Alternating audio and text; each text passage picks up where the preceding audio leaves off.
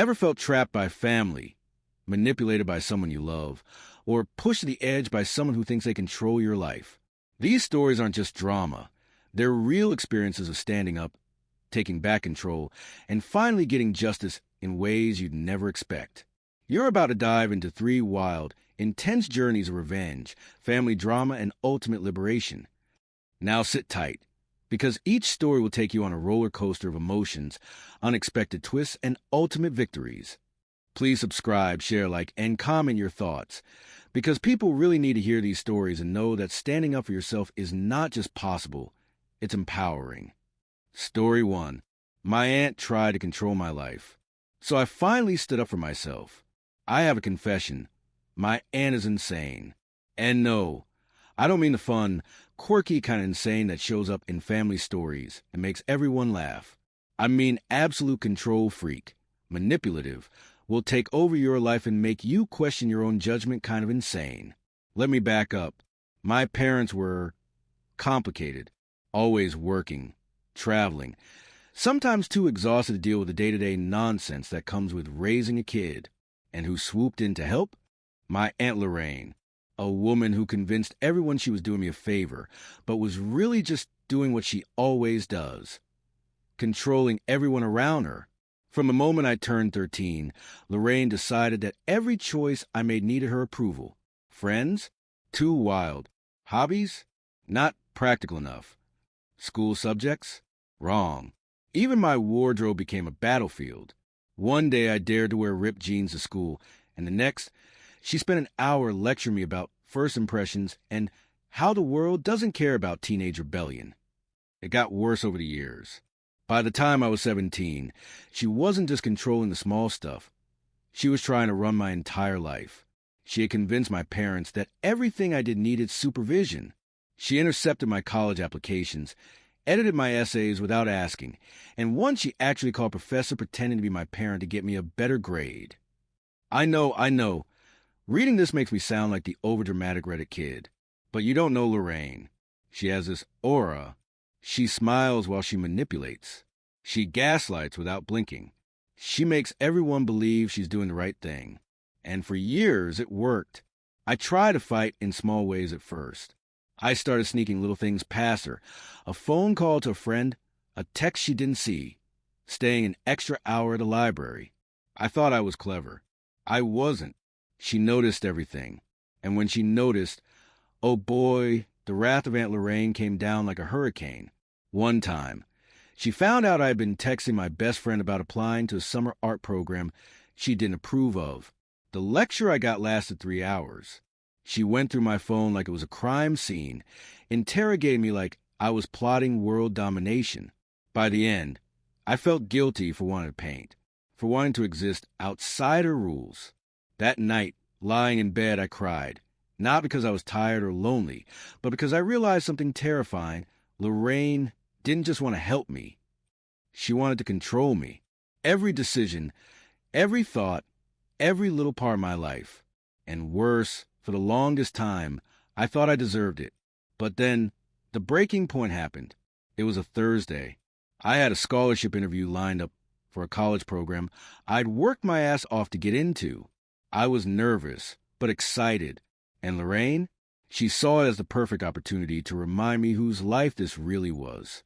She intercepted the invitation email before I even saw it and rewrote it. She changed the schedule so it clashed with my job and my volunteer commitments, then told me, with a sweet, angelic smile, that I should focus on responsibilities that actually matter. Responsibilities, like folding laundry, paying bills, doing everything except chasing my own dreams. I tried to argue. Oh, I tried. But Aunt Lorraine, I've been preparing for this for months.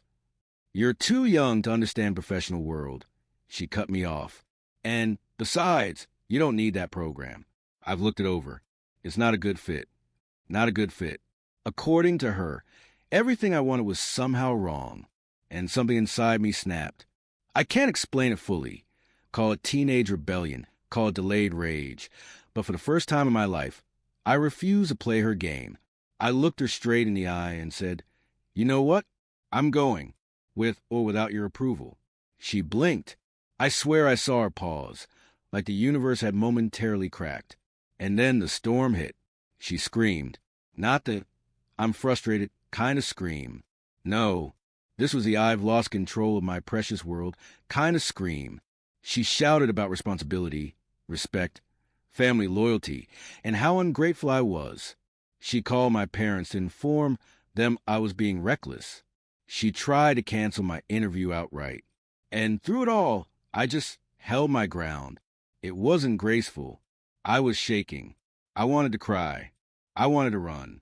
But deep down, something fierce stirred in me. Something I hadn't felt before. For the first time, I realized something huge. Lorraine's power over me was not absolute. I had a choice. I had agency. I could say no. By the time my parents intervened, finally, hours later, they were confused.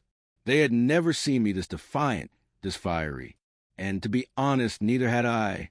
That night, sitting in my room, I made a promise to myself. No more small rebellions. No more sneaking around. No more silently letting her decide my life. I would take control. And I would do it in a way she couldn't ignore. And that, Reddit, is how it started. A small act of defiance turned into a full-blown realization. I wasn't just living under my aunt's thumb. I was ready to stand up, take my life back, and finally show her that control has consequences. What would you do in a situation like this? Have you ever had a relative or someone manipulate your life? Drop your comments below, share this story, and hit like.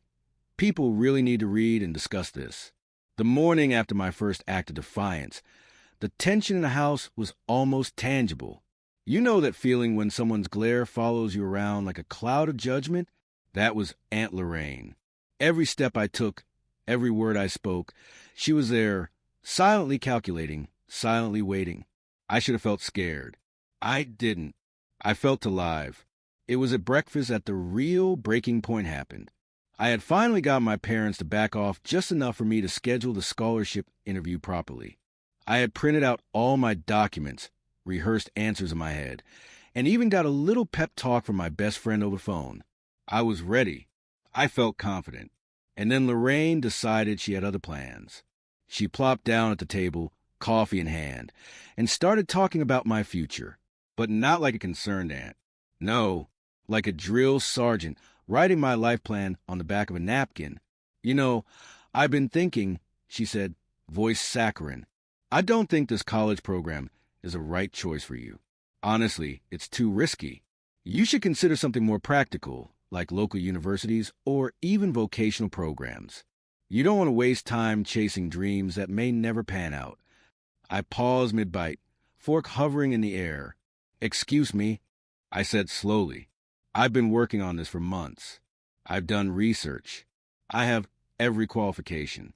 And you're telling me it's too risky? She tilted her head, smiled that fake angelic smile of hers, and said, It's just what's best for you. I only want to protect you. You know how dangerous the world can be. I stared at her. Protect me? She had been controlling my life since I was 13. My protection came in the form of micromanaging friends, sabotaging hobbies, and lecturing me endlessly about what I could or couldn't do. I swallowed my anger, but that fake smile, it was like gasoline to fire. You know what, Aunt Lorraine? I said, my voice steadier than I felt. I don't need your protection. I don't need your approval. And I'm done letting you control my life. Her smile faltered. For a split second, the mask slipped. I swear I saw a flicker of panic in her eyes. You what? She said, voice rising. I'm going to this program, I said, with or without your permission. And I'm not going to apologize for living my life. The table went silent. My parents, who had been quietly eating, looked shocked. My father even raised his eyebrows. Lorraine slammed her coffee mug down like a judge striking a gavel. You are not speaking to me that way. Oh, I am, I said, heart pounding. I've been quiet for years. I've followed every rule, endured every lecture, swallowed every insult. And for what? So you could control me forever? She stood up, face red, veins showing on her neck. You ungrateful child. After everything I've done for you. I cut her off. No, You've done nothing for me. You've tried to steal my choices, my opportunities, and my confidence. I am not a project you get to mold to your liking. There it was, the storm breaking. The argument escalated quickly. Lorraine started bringing up everything she could, my past mistakes, the time I failed a math test, the extracurricular I quit. I countered calmly, fact by fact, exposing how manipulative she had been. Somewhere in the middle, she snapped completely. She started shouting, pacing, pointing fingers, calling me selfish and ungrateful. And here's the funny part. Marcus, her lapdog boyfriend who usually followed her around like a shadow, stood frozen. Evie seemed shocked at the sheer audacity of me standing up. I realized then that she had never expected this. The fire inside me, the refusal to submit, had caught her completely off guard. By the end of breakfast, Lorraine stormed off, muttering threats about how I would regret this and how she still ran this family. My parents exchanged glances, unsure whether to intervene or just let the storm pass. And for the first time in my life, I didn't feel scared. I felt empowered. It was a turning point. That day, I realized, if I wanted freedom, if I wanted my life, I couldn't just push back in small ways. I had to stand up fully, boldly, and strategically. I had to reclaim what she had tried to control. Later that night, I sat on my bed, laptop open, reviewing every instance of control, manipulation, and sabotage she had ever committed. Emails, texts, stories from friends who had also noticed her overreach. Everything became evidence in my mental dossier. I even started sketching out a plan. Not a reckless revenge plan like some teenager might dream of, but a calculated, step-by-step approach to expose her manipulation and assert my independence. And as I mapped it all out, I felt a sense of clarity I had never known. Lorraine's control had always seemed absolute, unbreakable. But now, I could see the cracks. And I knew exactly where to hit first. That's when I whispered to myself, "You think you own me? Watch me take back everything." After the breakfast showdown, the house felt different. Tense, charged, like electricity before a thunderstorm. Aunt Lorraine didn't talk to me for hours, which, honestly, was a small victory. She was simmering, plotting, and probably telling herself that she still had control. But here's the thing about control freaks. They think they're untouchable, but every person has weak points. You just need to find them. And I was starting to. That evening, I decided to do something I had avoided for years. Look behind the curtain. Lorraine had always been secretive about her life outside the house, especially finances and social dealings. She acted like everything was perfect, everyone loved her, and she was untouchable. I started small, old emails, publicly available records, social media. And then I found it. There were inconsistencies everywhere. The scholarships she helped me avoid because she claimed they were too competitive. She had applied to some of them herself decades ago and didn't get in, and yet she projected her failure onto me as a reason I shouldn't even try. The volunteer programs, she said, were a waste of time. She had been involved in similar programs herself, but only to build her reputation, not out of genuine care. And the manipulations didn't stop there. Scrolling through some old bank statements I managed to find, yes, I hacked my way through a few digital locks. Don't judge me, Reddit. I realized something shocking. She'd been funneling money through family accounts in ways that didn't make sense. Some of the money she claimed was for family expenses was actually being used to fund her own lifestyle. Expensive dinners, weekend trips, luxury gifts, all while lecturing me about frugality and responsibility. It hit me. This wasn't just control. This was exploitation.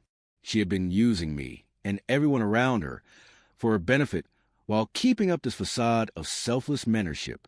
Next, I started reaching out to friends quietly, people who had been around Lorraine over the years.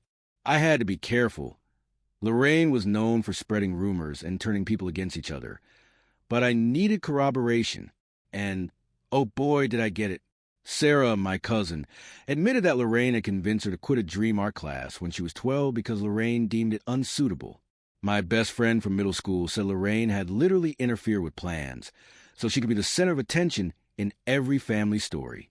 Even my older cousin admitted that Lorraine had ghosted him financially when he needed support, only to flaunt her generosity later for social clout.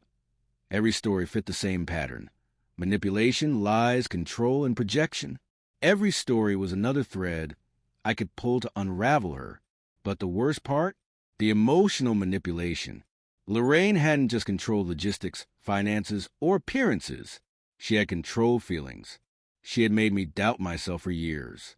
I remembered nights crying over decisions I thought were mine, only to be shamed for choosing wrong. She had trained me to feel guilty for asserting myself, to think my independence was selfish or reckless. That realization hit harder than anything else. She hadn't just tried to control my life. She had almost succeeded in controlling my mind. And now, that control was slipping. I couldn't confront her directly yet. She was clever, and a direct approach without preparation would backfire. But I had the beginnings of a plan forming. Collect evidence. Gather every document, screenshot, and story proving manipulation and lies. Find allies. Quietly confirm stories with family members or friends who have been affected. Create leverage. Identify what she fears most: exposure, humiliation, loss of influence. Prepare the reveal. Decide when and how to confront her with the truth in a way she couldn't spin or escape. I wasn't looking for petty revenge. I wanted freedom. I wanted my life back. And I wanted her to know that control had consequences. By the next day, I noticed subtle changes. Lorraine was acting different, watching me more closely, asking extra questions about my friends and activities. Not in a helpful way, in a suspicious way. It was almost comical. I felt a rush of satisfaction. For years, I had lived under her constant watch. And now, finally, the tables were turning. I was the observer. She was a nervous one. It was the first time I realized that even someone as cunning as Lorraine had cracks in her armor. And I was going to find every single one. Have you ever uncovered secrets about someone you thought you trusted, or someone who controlled your life? How did you deal with it? Would you confront them, quietly plot, or just escape? Drop your comments, share this story, and hit like. People really need to hear strategies for standing up to manipulators like this. After spending days uncovering Lorraine's manipulations, lies, and secrets, I realized something important. I couldn't do this alone. Sure, I could gather evidence, plan small rebellions, and resist her control, but the emotional weight of decades of manipulation was crushing. I needed someone to talk to, someone who could validate what I was feeling, and maybe help me figure out my next moves. That someone was my best friend, Kayla. I called her after school, hands shaking, heart racing. "Kayla, I need to tell you something," I said, pacing in my room.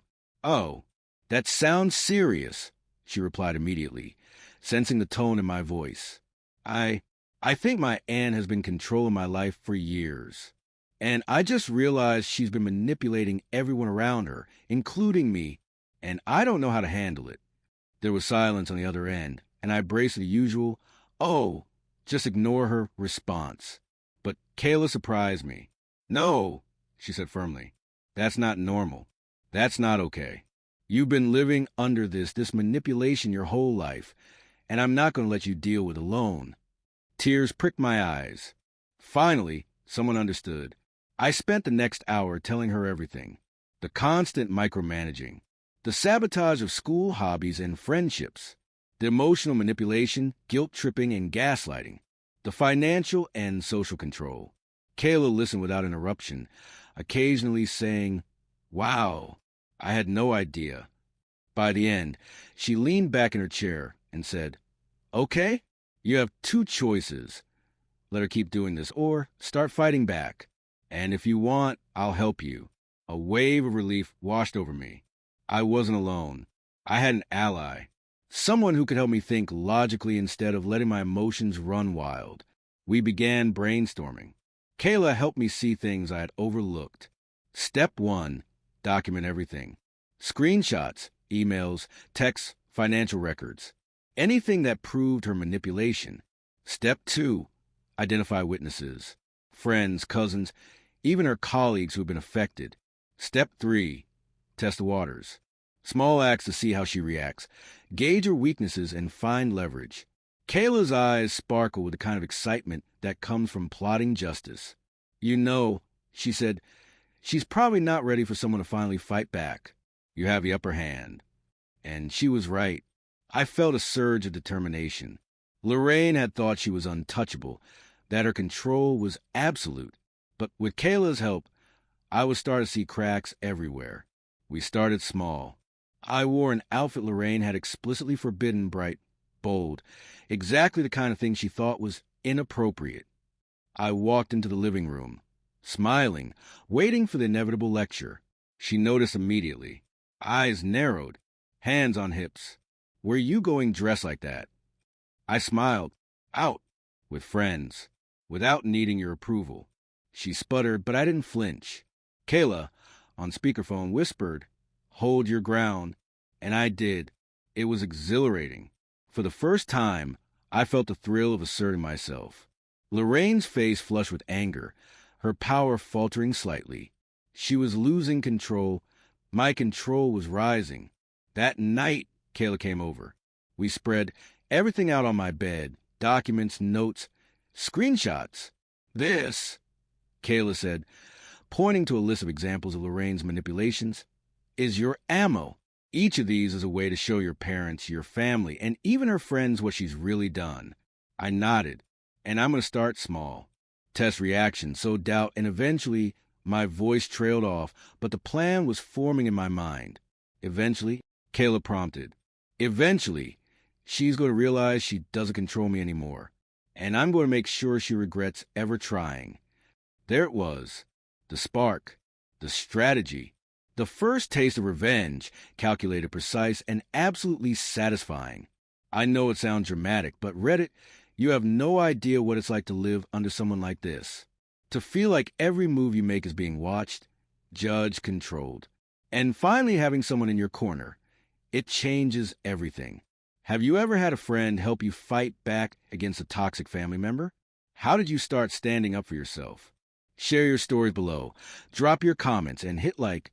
People need to know it's possible to reclaim their life. After my heart-to-heart with Kayla, I realized that standing up to Aunt Lorraine wasn't just about confronting her. It was about taking back control in small, meaningful ways. Because the thing about control freaks, they thrive on obedience, predictability, and fear. And I was about to become unpredictable. It started with small acts, almost insignificant to anyone else, but monumental to me. I decided what to wear, no matter how loudly Lorraine gasped or tooted. Bright colors, funky prints, shoes she had already called inappropriate. I made my own dinner plans with friends, ignoring her frantic texts about family time or responsibilities. I even started walking to school instead of waiting for her to drive me, which she always framed as safety concerns. Each act felt like a small rebellion, but the effect was huge. Lorraine's calm exterior began to crack. The flickers of irritation, the microaggressions, the subtle guilt trips, they all became more frequent. It was like she had been used to a version of me that followed the rules blindly. That version of me no longer existed. Lorraine didn't notice these acts in isolation, but cumulatively, they were rattling her. Every time I ignored a lecture or refused to ask for permission, I chipped away at her perception of control. One afternoon, I walked into the living room wearing an outfit she had specifically forbidden for suitability reasons. She froze, hand on her hip. "Where do you think you're going dressed like that?" I smiled casually. "To my friend's place. To study. I don't need your approval." She opened her mouth, clearly ready to launch into a tirade, but I simply nodded politely and walked past her. The tiny victory? Priceless. The smirk I gave Kayla later over the phone? Even better. Kayla and I had started plotting little tests to observe her reactions, figure out weaknesses, and slowly gain leverage.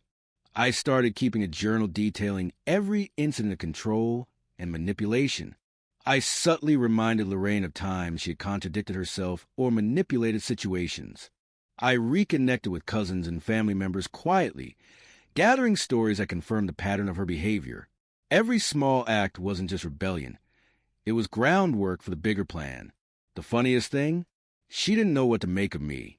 She tried to maintain authority, but she started second-guessing herself. "Why is she ignoring me?" she muttered under her breath one morning. "Why is she making her own decisions?" This isn't normal. Meanwhile, I watched with growing satisfaction. She was panicking, not because I had done anything extreme, but because she couldn't control me anymore. That's the first crack in her armor, and I was going to widen it. Standing up for myself, even in small ways, felt like a breath of fresh air. The weight of years of manipulation started to lift, replaced by confidence. I realized something important. Lorraine had never truly cared about me. She cared about controlling me, about being the center of influence, about having a project she could mold. But now that project was gone. I was finally me, and the more I acted independently, the more powerless she became. I know some of you might be thinking, this is small stuff, why call it rebellion? But Reddit, you have to understand, for years, I didn't even know I had agency. Every choice, every thought, every friendship was filtered through her lens. Even small acts of defiance, dressing how I want, going where I want, speaking my mind, were monumental. They were freedom. And freedom is terrifying for a control freak. Have you ever started small in standing up to someone controlling in your life? How did it feel when you realized your actions actually mattered? Drop your comment below, share this story, and hit like. People really need to see that tiny act of rebellion can change your life. After weeks of carefully testing boundaries, I noticed a shift. Aunt Lorraine wasn't just annoyed anymore. She was suspicious. It started with subtle changes in her behavior. She hovered more, literally, following me from room to room. She asked questions that seemed innocent but were traps. So, who did you text yesterday? Just studying, right? She scrutinized my friendships and activities more closely than ever, as if expecting conspiracy I hadn't even formed. At first, I laughed at it. Kayla even joked over the phone, she's sweating. You're winning already. But I quickly realized suspicion was dangerous. Suspicious people become aggressive, and aggressive people don't think rationally. They lash out. I had to be careful. It came one evening. During dinner, my parents were distracted with work emails on their laptops, and I thought I could quietly eat my food. Not a chance. Lorraine slammed her fork down. Do you mind explaining why you've been ignoring my messages all afternoon? I froze. Part of me wanted to lie. The other part wanted to stand firm. I took a deep breath. I haven't been ignoring you, I said. I've been doing my homework and spending time with friends without needing permission. Her eyes narrowed, scanning me like she was searching for a hidden truth. Doing your homework? She repeated, voice laced with suspicion. Or are you scheming behind my back? I tilted my head, keeping my voice calm. I'm not scheming. I'm living my life. The room was quiet. My parents looked uncomfortable. Lorraine's hands trembled slightly, a small crack, but I noticed her suspicion didn't stop at questioning me directly. Lorraine began more subtle manipulations. She dropped passive-aggressive comments. I just hope you're not getting bad advice from friends. She tried to isolate me, questioning my choices and planting doubt. Are you sure Kayla's the right person to support you? She subtly challenged my accomplishments, making me second-guess myself. That scholarship interview, you really think you're prepared? It was classic gaslighting.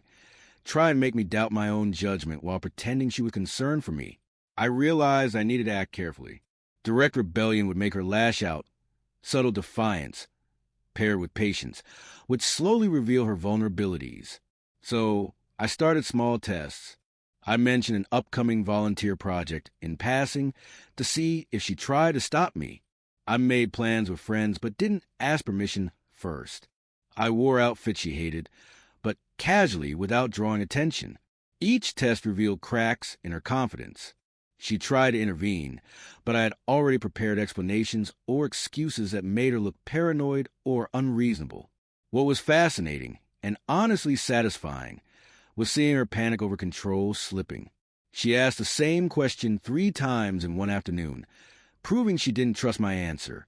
She double-checked everything I said to Kayla during our phone calls, asking, did you really mean that? She even started watching how I interacted with other family members, subtly trying to influence their opinions of me. She was unraveling, and I was quietly documenting everything. mentally preparing for the next phase. Here's the thing, Reddit. Suspicion is dangerous for a manipulator. When someone who believes they are untouchable starts doubting, they act irrationally. That's exactly what I needed to see. I realized that patience and observation were just as powerful as defiance. Every small act of independence I'd done had worked, not just because it challenged her control, but because it exposed her fear. Have you ever noticed a controlling person unravel when you started asserting yourself subtly? What tactics work for you? Drop your comments below, share your stories, and hit like. People really need to hear that patience and strategy can beat manipulation. By this point, Aunt Lorraine wasn't just suspicious. She was borderline paranoid. And while I was thrilled to see her slowly losing her grip, I knew I couldn't rely on defiance alone. I needed backup, allies who could support me, validate what I discovered, and help turn the tide. So, I started quietly reaching out. The obvious first choice was Kayla. She'd already been my confidant and strategist. But now I needed more than emotional support. I needed someone who could actively help me plan, gather evidence, and reinforce my position. We scheduled nightly strategy sessions, reviewing everything from past manipulations to her most recent gaslighting attempts. Kayla suggested we make a control map, tracing all of Aunt Lorraine's influence on me and others over the years. It was eye-opening. The web was huge. Every event, every manipulation, every guilt trip, all connected. Next, I reached out to my cousins. Quietly, carefully. I didn't want Lorraine knowing I was consolidating support. Some of them had already felt her control and manipulation firsthand. Sarah, my cousin, admitted she spent most of high school avoiding Lorraine's interference. Just like me, my older cousin admitted that she had tried to dictate his college and career choices, and he had quietly rebelled behind her back. Hearing them confirm their own experiences was validating, and better yet, they were eager to help me push back, not violently or cruelly, but strategically, by sharing their stories, providing witnesses, and reinforcing the truth to family members. I also reached out to friends who had been subtly affected by Lorraine's overbearing nature. My best friend Kayla helped brainstorm, document, and plan. Other classmates confirmed that Lorraine had spoken to teachers behind my back, attempting to control grades or assignments. Some friends had overheard her spreading rumors, manipulating family opinion, and undermining me socially. Each new ally strengthened my position and made me feel less alone. I wasn't just standing up to her alone anymore. There was a small army forming. With allies in place, we started small, documenting every incident with dates, texts, screenshots, and witness statements. Strategically sharing stories with trusted family members who could confront Lorraine's influence. Preparing for subtle public exposure of her lies. Nothing aggressive yet, just laying the groundwork. Kayla and I called it the quiet storm approach. Nothing rash, nothing that could be twisted, but a slow and steady accumulation of undeniable truth. Allies weren't just practical, they were psychological weapons. Knowing I wasn't alone made me braver. Knowing Lorraine wasn't omnipotent gave me confidence. And more importantly, she had no idea I was building this coalition. The thrill of quietly undermining her control, without her noticing, was intoxicating. I'd always felt powerless, but now I had leverage, witnesses, and a plan. Even before the formal confrontation, we started small tests with my allies. Casual mentions of my independence in front of her to see how she reacted. Subtle challenges to her authority, supported by cousins or friends, without her realizing we were coordinating. Documenting her reactions, anger, denial, gaslighting, as evidence of the eventual reveal. It was like a game of chess. I moved my pieces carefully, anticipating her every counter, while she fumed, unaware that I was 3 moves ahead. Reddit. This is where the power of community really hit me. When I realized I wasn't alone, when I had allies validating my experiences, documenting manipulation, and planning next steps, I finally felt unstoppable. Have you ever had to build a team against someone controlling your life? How did you coordinate without being discovered? Drop your comments, share your strategies, and hit like.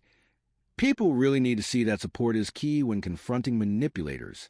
It finally happened. The confrontation I had been building toward for months. I had spent weeks quietly gathering allies, documenting every manipulation, every lie, every subtle attack Lorraine had made on my life. I had practiced staying calm, measured, and strategic, and now there was no avoiding it. The time had come to face her head-on. I invited a few trusted family members over for a casual dinner. Nothing suspicious, just a weekend meal. Kayla and my cousins were discreetly present, each aware of the plan. The goal wasn't chaos. It was truth. Lorraine, of course, thought she was still in control. She strutted in like a queen, smiling sweetly, making little comments about how proud she was of her well-behaved niece. I had to fight the urge to roll my eyes. I decided to start calmly.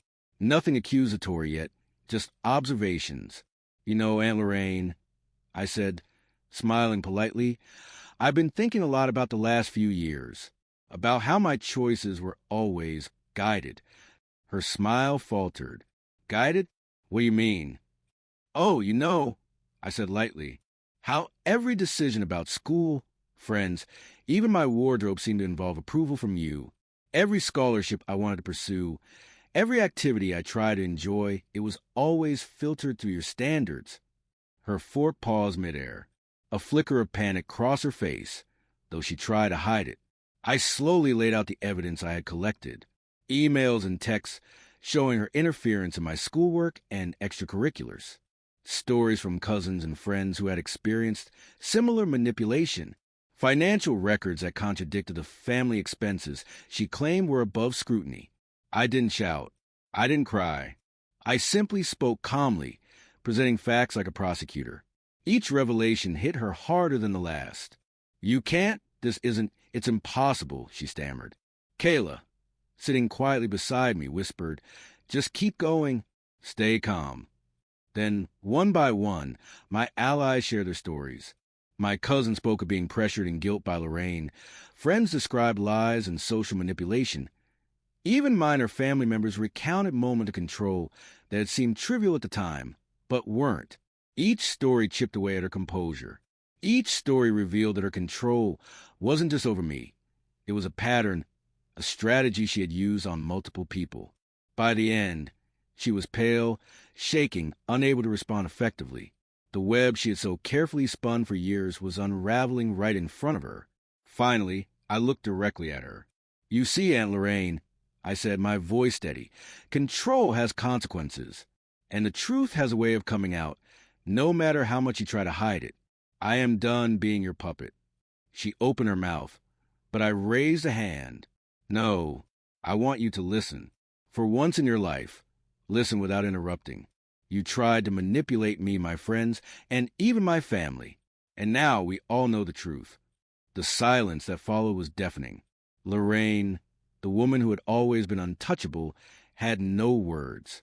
After the confrontation, the atmosphere shifted. Family members who had been intimidated by her began speaking freely, sharing experiences they had kept quiet. Lorraine tried protest, to regain control, but her arguments fell flat against documented evidence and multiple witnesses. I felt a mix of exhilaration and relief. Exhilaration because I finally stood up, and relief because I knew my life was finally my own. Reddit, confronting a manipulative relative is terrifying, but planning carefully, gathering allies, and presenting evidence calmly can make even the most controlling person crumble. Have you ever faced a family member who tried to control your life? How did you handle it? Would you confront them directly or plan quietly like this? Drop your comments, share this story, and hit like. People need to know that it is possible to stand up for yourself. After the major confrontation at dinner, I felt a surge of power, like I had finally reclaimed part of my life. But here's the thing about manipulators like Aunt Lorraine. They never go quietly, and I knew that she would try to regroup, to regain control, or to retaliate in ways I hadn't anticipated. So I decided it was time to dig even deeper. Time to uncover every secret, every hypocrisy, every hidden manipulation she had carefully buried over the years. I started with the emails, messages, and old letters I had collected over time. There are so many little moments I have forgotten about, small instances where she tried to sabotage opportunities, subtly gaslight me, or isolate me from friends. Some of them were laughably petty. She had once sent a fake concerned email to one of my teachers, implying I was struggling academically just to make me look incompetent. Others were more serious, convincing my parents to limit my independence, controlling finances, or spreading lies about me to other family members. Every single document and memory confirmed the same pattern. Lorraine's control wasn't accidental. It was deliberate, calculated, and consistent. Next, I began speaking with more extended family and friends discreetly, trying to map out her web of influence. Some people were hesitant, afraid of her wrath, but others were more than willing to share stories. I started connecting the dots. Friends she had isolated me from because she didn't approve. Family members she had subtly manipulated into siding with her, making me feel guilty for standing up. Instances where she had spread rumors to protect her own reputation, not mine. It was like peeling back layers of an onion. And the deeper I went, the more I realized how extensive her control really was. As I documented her manipulations, I also began to notice patterns, weak spots that I could use strategically. Vanity. Lorraine cared deeply about appearances. If exposed publicly, she feared embarrassment more than anything. Isolation tactics. She tried to keep people dependent on her, but I had already started reconnecting with allies. Fear of exposure. She had always relied on secrecy and subtlety. Evidence in the wrong hands would undermine her entire persona. Knowing these weaknesses gave me confidence. I didn't need to act rashly. I just needed to be patient, methodical, and observant. I won't lie. Digging this deep was exhausting. I had to relive years of manipulation, betrayal, and control. Some nights I cried in my room, overwhelmed by the emotional weight. But those moments of vulnerability also reminded me why I was doing this. I wasn't seeking revenge for the sake of it. I was reclaiming my life.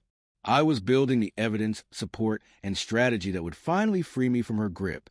Even as I worked, I started seeing the first signs of impact. Lorraine was becoming paranoid again. She asked pointed questions, monitored my interactions more closely, and even subtly tried to intimidate some of my allies. But here's the thing. The deeper I dug, the more prepared I became. Every attempt to control or manipulate me now served only to highlight her weaknesses. It was like playing chess with someone who thought they were 5 moves ahead, but I already knew the board better than she did. Reddit, here's the truth. Manipulators thrive in secrecy. They control by hiding their patterns, gaslighting victims, and isolating support networks. But if you take the time to dig deeper, document everything, and map out their influence, you gain leverage that can't be ignored. Have you ever uncovered hidden manipulation in your own life? How did it feel to see the full picture? Drop your thoughts below, share your experiences, and hit like. People really need to understand that knowledge is power when confronting someone like this. So, I didn't expect any of this to happen.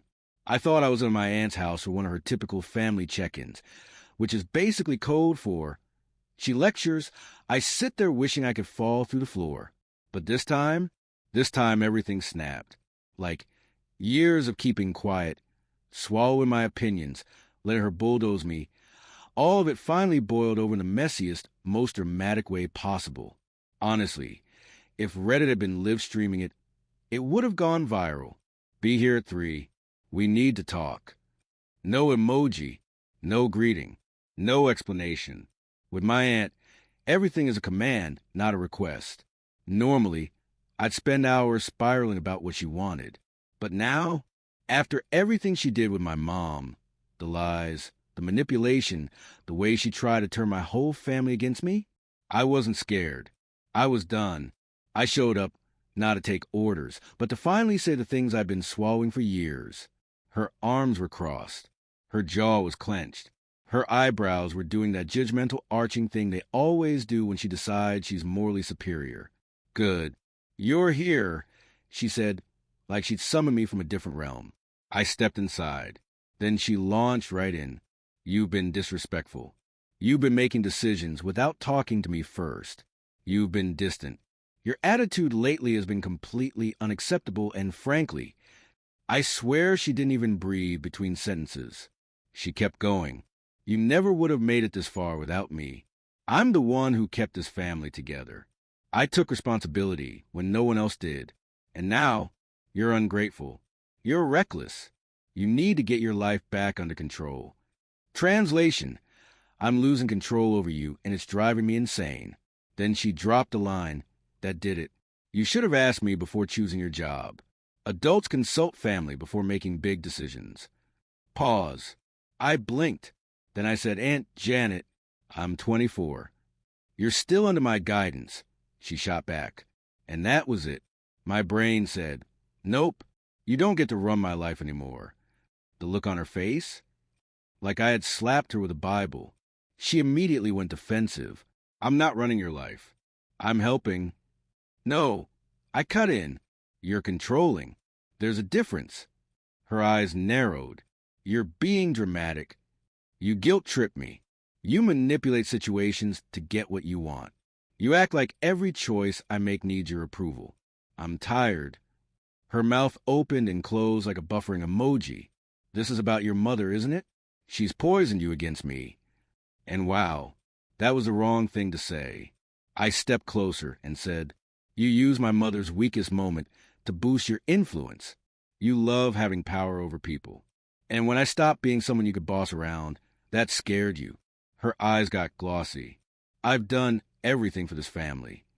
I know, I said, but doing things doesn't give you ownership of people. She went silent, for the first time in my entire life. Silent.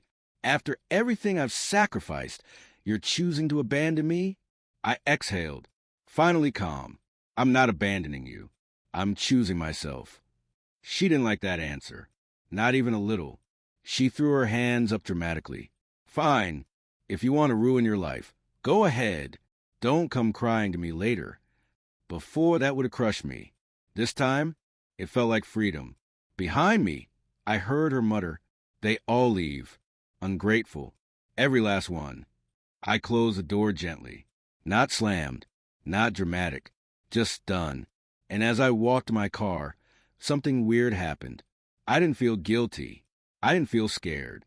I didn't feel like I betrayed my family. I felt like I finally existed. Like my voice finally mattered. For years, I thought standing up to her would destroy everything. But in reality, it was a first step toward rebuilding myself. After that confrontation, something shifted. Not just in my aunt, but in me. For the first time, I felt a sense of ownership over my life, a feeling I hadn't experienced in years. The constant anxiety, the invisible leash, the fear of disappointing her, all of it was fading. But here's the thing. Control isn't just emotional. It's practical. If I wanted to be free, I had to regain control of the everyday stuff she had dominated for so long. It started small. Nothing dramatic. Just ordinary, mundane things she had always micromanaged. Finances. I began handling my own bank accounts, paying bills, and budgeting. She had always assisted me in a way that made me dependent. Now I was the one in charge. Decisions. Every choice about school, work, or social plans was mine alone. If she commented, I thanked her politely and ignored the guilt trip. Friends and relationships. I rebuilt old friendships that she had sabotaged or questioned. I allowed myself to spend time with people I genuinely liked, without feeling obligated to justify every move. Every small victory reinforced the fact that she no longer had the power to dictate my life. And the best part? She noticed panic but couldn't stop it. Physical space mattered too. Aunt Lorraine had a way of controlling the house, the living room, even the car. She dictated who could sit where, when, and how. It was subtle but powerful. I started claiming space for myself, using the living room for my own projects instead of hiding in my room, rearranging my desk and work area to reflect my style, not hers, sitting where I wanted during family dinners, even if she scowled. It was ridiculous how much satisfaction I got from this. But it wasn't just rebellion, it was reclaiming autonomy. Every inch of space I claimed was a tiny declaration. I am not yours to control. This was perhaps the most crucial step. I began setting boundaries, not as an act of anger, but as an act of self-preservation. I don't discuss my career choices with you. I will not be questioned about who I hang out with. I expect my privacy to be respected, even in this house. Whenever she tried to push, I repeated calmly, No, this is my choice. It wasn't aggressive. It wasn't cruel. It was firm. And slowly, she started realizing something shocking. I wasn't going to bend. With boundaries firmly in place, I began testing her reactions. Not out of spite, but confirmed the power shift. I invited friends over without asking permission. She tried subtle manipulation. Are you sure this is appropriate? And I smiled. Yes, it is. I scheduled a weekend trip, ignoring her passive-aggressive commentary about family time. She attempted guilt-tripping, and I calmly declined to engage. I pursued my career opportunities without consulting her. She asked probing questions. I answered briefly, factually, without emotion. Each act chipped away at her authority, while reinforcing my own. The most remarkable change wasn't external, it was internal. I no longer second-guessed myself. I no longer felt the need to explain every decision. I felt empowered. And the best part? Lorraine couldn't touch it. She could glare, sigh dramatically, or complain to other family members. But I knew the truth. She had lost. For the first time, I was living life on my own terms. Reddit. If you've ever lived under someone controlling, you know how freeing it is to regain even small aspect control. Financial independence, decision-making power, boundaries, and autonomy. These aren't just practical wins. They're emotional liberation. Have you ever taken back control from someone manipulative in your life? How did you start? Share your thoughts, comment below, and hit like. People need to see that small steps can lead to big freedom. After months of reclaiming control, building allies, and documenting every manipulation, it was finally time. I wasn't going to rush into revenge blindly. I'd learned that the key to getting back at someone like Aunt Lorraine was precision, patience, and strategy. The first strike would be small, but undeniable. A message she couldn't spin, an exposure she couldn't manipulate, a taste of chaos she had tried to prevent me from creating for years. I had been observing her for weeks, noting every weakness. She cared deeply about her reputation. She thrived on being the center of attention in family events. She hated being questioned or challenged in public. That's where I struck. A small family gathering was scheduled, a weekend barbecue with extended relatives. Lorraine had made it clear she wanted everything to go perfectly, with her as a gracious hostess in control of every detail. Perfect. I coordinated with my cousins and Kayla in secret. The plan was simple. Quietly expose one of her long-standing manipulations. Make sure the evidence was undeniable. Let her react in front of family, unable to gaslight anyone. We rehearsed scenarios. We discussed wording. Timing would be everything. The day of the barbecue arrived. Lorraine was in full hostess mode. Perfect outfit, perfect smile, perfect instructions to everyone. I watched her for weeks in the same mode, and I knew exactly when she was most vulnerable, mid-laughter, thinking everyone was on her side. I waited for the moment. It came when she started bragging about her generosity, claiming she had helped guide my career and protect me from poor choices. The room was attentive, my parents nodding politely. I calmly interjected, "Actually, Aunt Lorraine, that's not quite true." The room fell silent. I continued, pulling out screenshots and messages I compiled over months. Here's a record of the emails where you discouraged me from applying to scholarships, claiming they were too competitive. And here's the evidence of texts where you tried to influence my friendships and activities. Her face went pale. The smile faltered. She tried to speak, but I didn't let her dominate the narrative. One cousin added their experience. Another chimed in. Kayla, sitting quietly, nodded at me, signaling I was doing perfectly. I could see the panic in her eyes. For years, she had thrived on secrecy, on being untouchable, on controlling how everyone perceived her. And now, in front of the people she valued most, her power was gone. She opened her mouth, sputtered, stammered, but the evidence was everywhere. Screenshots, emails, and multiple witnesses. She couldn't spin it. That small strike, that tiny act of strategic revenge, was ecstatic. I didn't yell, scream, or humiliate her cruelly. I simply showed the truth and let reality do the work. Family members whispered among themselves. Lorraine tried to regain composure, but it was too late. Her control had slipped, and now the room recognized it. I realized something important. Revenge doesn't need to be dramatic to be effective. Calm, precise, undeniable truth is more powerful than yelling or chaos. After the barbecue, Lorraine retreated to her room, furious and flustered. I could hear her muttering about how ungrateful I was, how everything she did was for family, but none of it held power anymore. I had allies. I had evidence. I had freedom. And for the first time in years, I didn't fear her manipulations. Reddit, if you're dealing with a controlling family member, the best revenge is strategic, not emotional. Patience, documentation, and subtle exposure can dismantle even the most manipulative people. Have you ever executed a careful plan of revenge against someone toxic? How did it feel to finally turn the tables? Drop your comments, share your stories, and hit like. People need to see that methodical strategy beats emotional chaos every time. After the first strike at the barbecue, I could feel the shift in power. Aunt Lorraine's carefully constructed empire control was crumbling, and I had a front row seat to watch it unravel. But I knew better than to stop at just one victory. Control isn't surrender with a single act. It's eroded step by step. This chapter of my life was about solidifying freedom, claiming authority over my own life, and making sure she couldn't claw it back. The first thing I did was double down on my choices.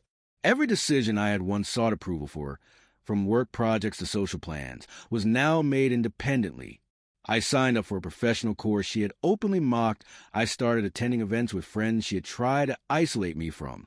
I moved certain personal projects out of the house to spaces she couldn't monitor. Each decision was a statement. I am no longer under your thumb. And I noticed the way her face fell each time I mentioned a choice I had made without consulting her. I didn't stop with my initial allies. I expanded the circle, cousins, friends, even some family members who had quietly been sympathetic for years. Together, we began gently but firmly questioning her narratives and family conversations. I wasn't confrontational. I didn't shout or embarrass. I simply asked pointed questions like, "Are you sure that's how it happened?" I remember it differently. Maybe we can all agree on what actually happened? Every small challenge eroded her authority and slowly positioned me as someone who had agency, credibility, and support. I realized one key thing. I didn't need to humiliate her publicly. I just needed to expose her patterns. I documented her manipulation clearly, connecting incidents over years. I shared these insights privately with family members she trusted, people who now realize her control was systematic, not occasional. I let her continue acting in public, knowing that anyone paying attention would notice the inconsistencies and subtle manipulations for themselves. It was like letting a spider spin its web and then quietly watching it collapse under its own weight. The most satisfying part of this phase was revenge. It was freedom, for the first time in my life. I made a career decision purely for myself. I spent weekends with friends without feeling guilty or defensive. I set personal boundaries that no one, not even Lorraine, was allowed to cross. And here's the kicker. She tried to intervene. She tried lectures, guilt trips, and passive-aggressive commentary. But it didn't work. I had support. I had clarity. And she had nothing left that could control me. It was fascinating to watch. Her usual smirk, her superiority complex, and her constant advice were replaced by frustration, muttering, and increasingly desperate attempts to regain influence. She would drop subtle criticisms that fell flat, try to isolate me socially, but my circle of allies blocked it, attempt to guilt-trip me in front of family. But I responded calmly, backed by evidence and witnesses. Every tactic failed, and watching her fizzle out mentally was, well, satisfying, not cruel, just validation that strategy beats fear. By now, Lorraine's power was hanging by a thread. She was flustered, paranoid, and desperate to maintain control, but she had no real influence over me anymore. I had allies, evidence, and confidence. I had rebuilt my life piece by piece, and it was time for the final phase, ensuring she could no longer manipulate or intimidate anyone in my family without consequences. I spent weeks meticulously planning this phase. It wasn't about humiliation. It was about truth, clarity, and accountability. I wanted the family to understand the full scope of her behavior without me having to dramatize or exaggerate anything. Steps I followed. Document everything. Every email, text, passive-aggressive note, and manipulation incident was organized in chronological order. Strategic conversations. I scheduled private talks with family members, calmly presenting facts and letting them draw their own conclusions. Public family discussion. During the next family gathering, I brought the conversation into the open, but carefully. No yelling, no finger-pointing, just evidence, context, and witness support. The goal wasn't revenge in a petty sense. It was exposure and closure. At the family dinner, Lorraine arrived with her usual air of authority, expecting the room to orbit around her.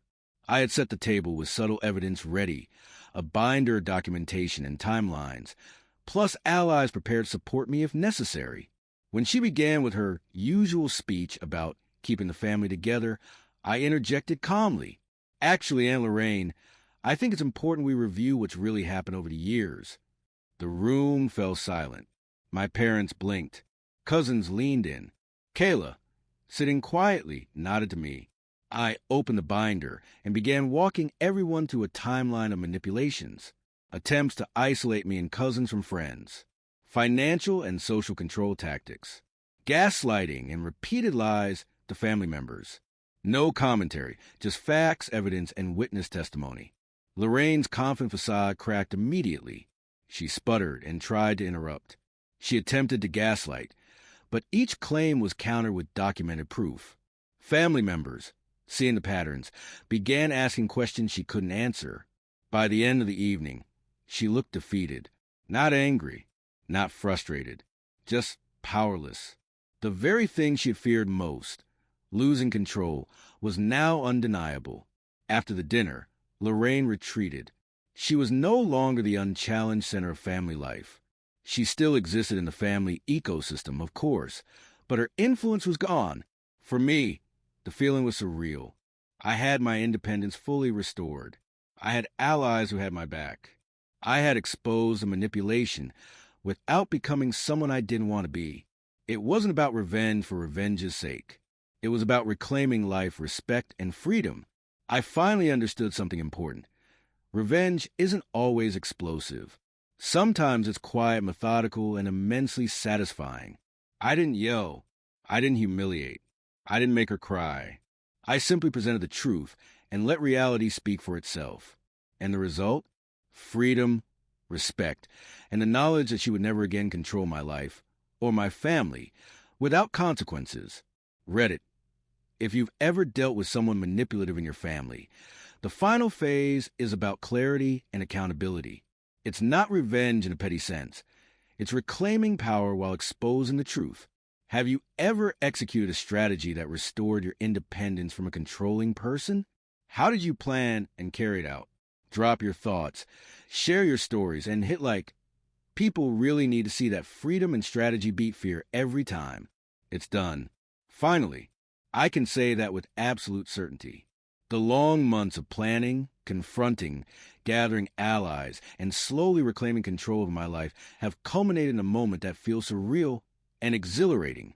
I am free, truly, completely free from manipulation, from fear, from Aunt Lorraine's suffocating control. The first thing I noticed was how quiet my thoughts became. For years, my brain was constantly second-guessing, calculating, tiptoeing around Lorraine's whims. Every decision had to be filtered through her lens. Now, I make decisions because I want to, not because she approves, not because she threatens social consequences, not because she guilt-tripped me into compliance. I pick my career path, my social circles, my hobbies, and even my daily routines purely for myself. And the calmness that comes with that is indescribable. Lorraine is still in the family, of course, but the ecosystem has changed. Family members who once feared her influence now trust their own judgment and mine. Conversations are no longer dominated by her attempts at control or gaslighting. Alliances I quietly built over the months ensure that her manipulations fall flat. It's almost like watching a storm pass and realizing the sky is clear for the first time in years. Looking back, the journey wasn't just about standing up to Lorraine. It was about discovering my own strength. The small acts of rebellion, like choosing my own outfits or spending time with friends, were the first sparks. Gathering allies taught me the power of community and the importance of validation. Strategic confrontation and exposure proved that patience, documentation, and clarity are more powerful than anger or impulsive retaliation. Each phase reinforced the same truth. I am not powerless. I am not defined by anyone else's control or manipulation. I am my own person. The best part? The satisfaction isn't about revenge. It's about liberation. Watching her attempts to control me collapse was secondary to the joy of finally being in charge of my own life. I feel confident in my choices. I feel secure in my independence. I feel proud of the way I handled it. All calmly, all strategically, all without losing myself in anger. This isn't just a victory over her. It's a victory over fear, over doubt, and over the feeling of being trapped in someone else's world. Reddit. The journey from manipulation to freedom is long, exhausting, and emotionally taxing, but it's worth every tear, every sleepless night, and every moment of anxiety. Have you ever fully liberated yourself from a toxic family member or friend? How did it feel to reclaim control over your own life? Drop your stories, share your experiences, and hit like. People really need to hear that freedom is possible, and it starts with standing up for yourself. Story 2. My mom chose a stranger over her own family. Now everything is falling apart. I never thought I'd write this here, but I feel like I need to get it out before I lose my mind. My family, my own family, has been torn apart over the last year, and it all started with a stranger, a man my mom met, and somehow decided was more important than us, her own family. Honestly, it still doesn't make sense. He was charming, polite, and on the surface, exactly what you call perfect. The type of guy you meet at a coffee shop or a bookstore and immediately think, wow, this person is too good to be true. And, spoiler alert, he was. It all started around a year ago. Mom had been single for a while after my dad passed. She was lonely, and I get it. She deserved happiness. But when this guy showed up, something changed. Not gradually, not subtly. It was like she was rewired. At first, it seemed innocent. She came home buzzing, talking about how kind and funny he was. We met him at a small dinner. He smiled, shook our hands, complimented my little brother's artwork, remembered my cousin's name from our last family gathering. You know, the type of guy who makes your entire family think, okay, maybe she deserves his happiness. But then the little things started. Mom began canceling family plans. Oh, I promised him dinner tonight, she'd say, brushing off our invitations. He's just so nice, I can't say no. At first, we shrugged it off. We thought it was normal. New relationships are exciting, and people do want to spend time with someone they like. But the excuses got stranger. Birthdays she never missed suddenly became too busy. Holidays became, oh, he just came into town. And important family milestones were ignored. It wasn't just the absences. Mom started defending him no matter what. We'd mention a minor concern, like how he seemed controlling or a little too insistent about certain things, and she'd immediately shut it down.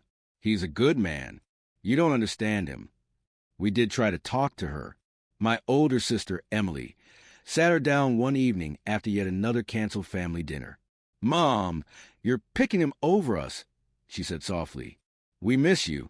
And it's not just a few things. This is becoming a pattern. Mom's response still haunts me. She looked at Emily like she was crazy. I'm happy, she said firmly. Why does it matter who I spend my time with? That was the first real crack in our family. That was the first time I felt like she had chosen him over us, not just for convenience, but in her heart. I'll admit, at first, we ignored the red flags. He was charming, well-dressed, polite. Who could hate a guy like that? But then, little things started slipping through the cracks. We noticed that he rarely made eye contact with anyone but Mom. Conversations were always about him, or at least somehow tied back to him. When he laughed, it was directed at Mom's jokes, even if they weren't funny. And whenever anyone tried to get her attention about anything important, she brushed it off.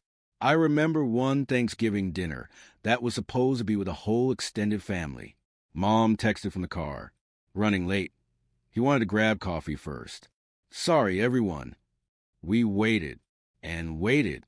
2 hours later, she finally showed up. He wasn't with her. He was sitting comfortably at the cafe down the street, leaving her to drive back. That was the first time it clicked. It wasn't about him needing her.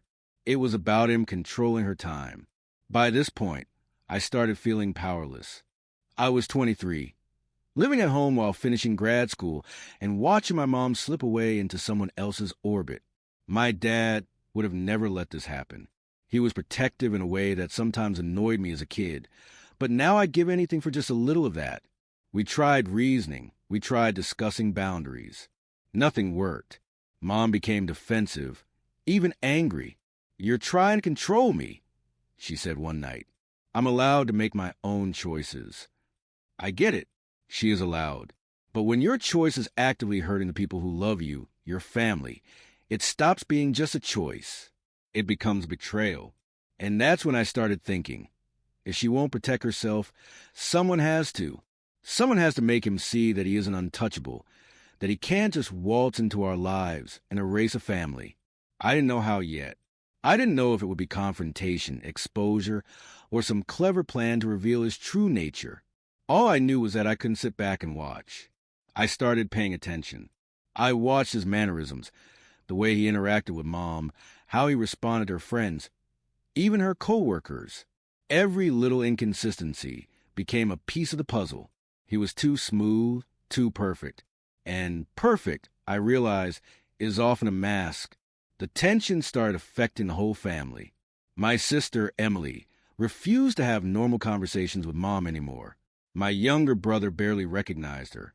Even the family dog seemed stressed.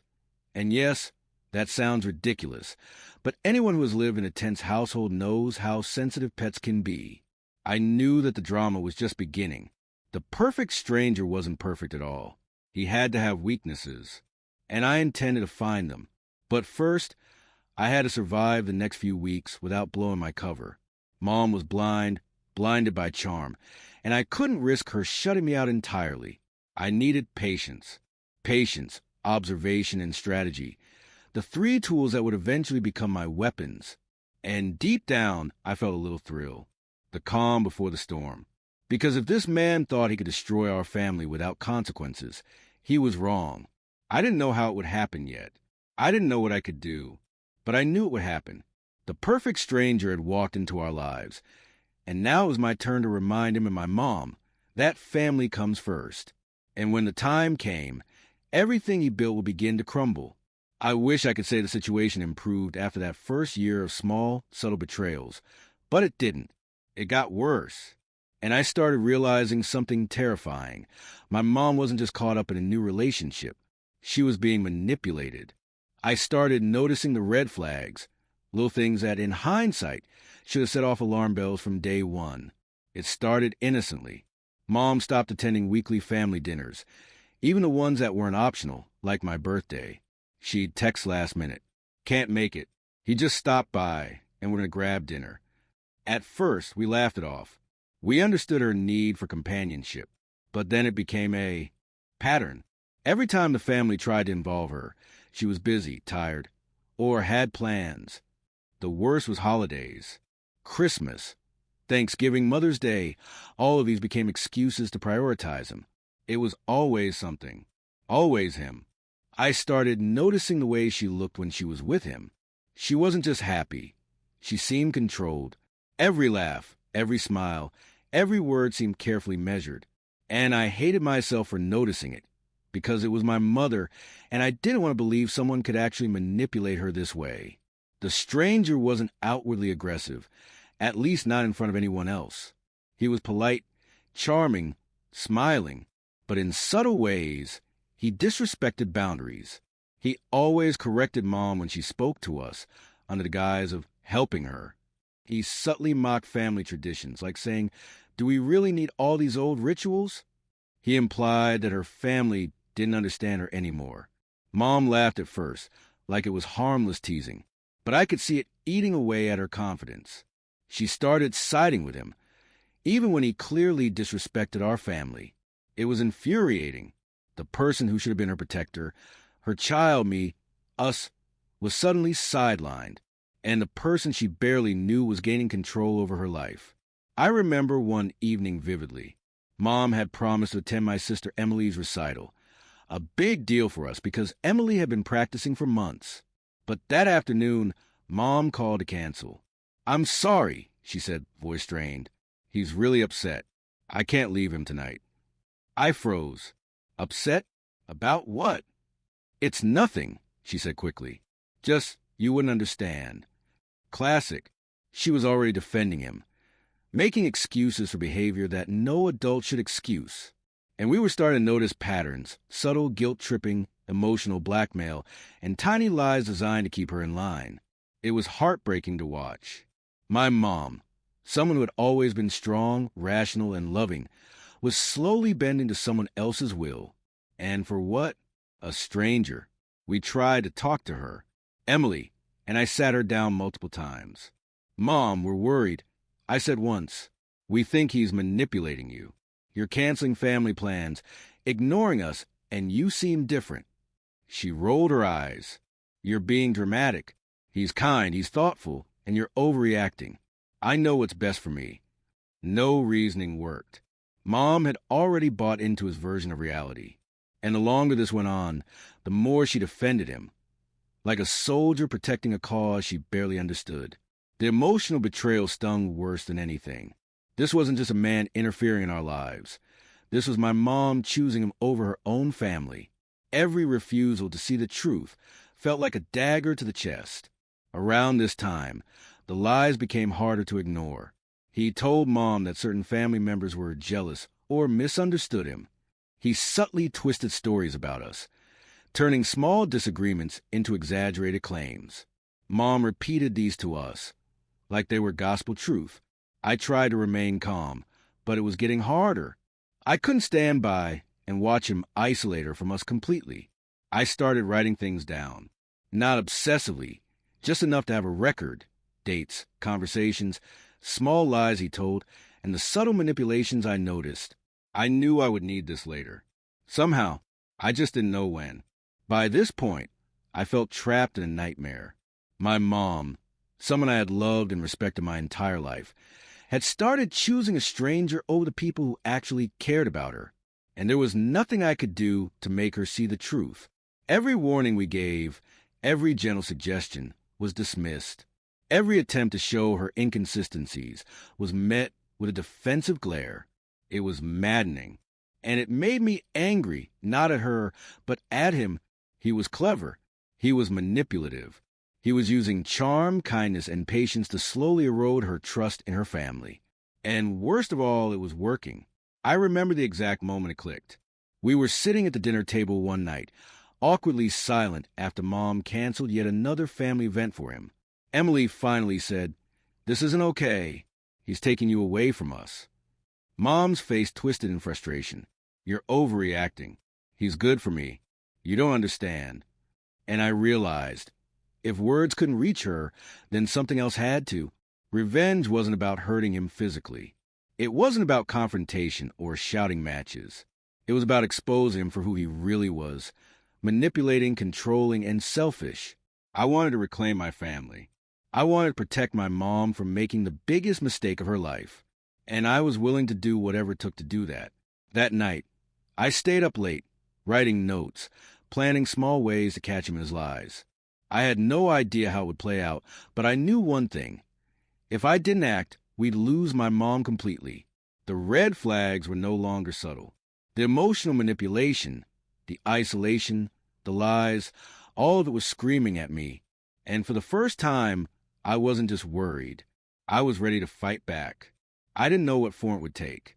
I didn't know how long it would take. But I knew this stranger would regret ever stepping into our lives. Because families fight. Families protect each other. And if my mom wouldn't see the truth, I would make sure she had the chance, whether he liked it or not. I'll never forget the day it happened. The moment it became crystal clear that my mom had actually chosen a stranger over her own family. And I don't mean a small, canceling dinner kind of thing. I mean a full-blown betrayal, the kind that leaves scars that don't heal overnight.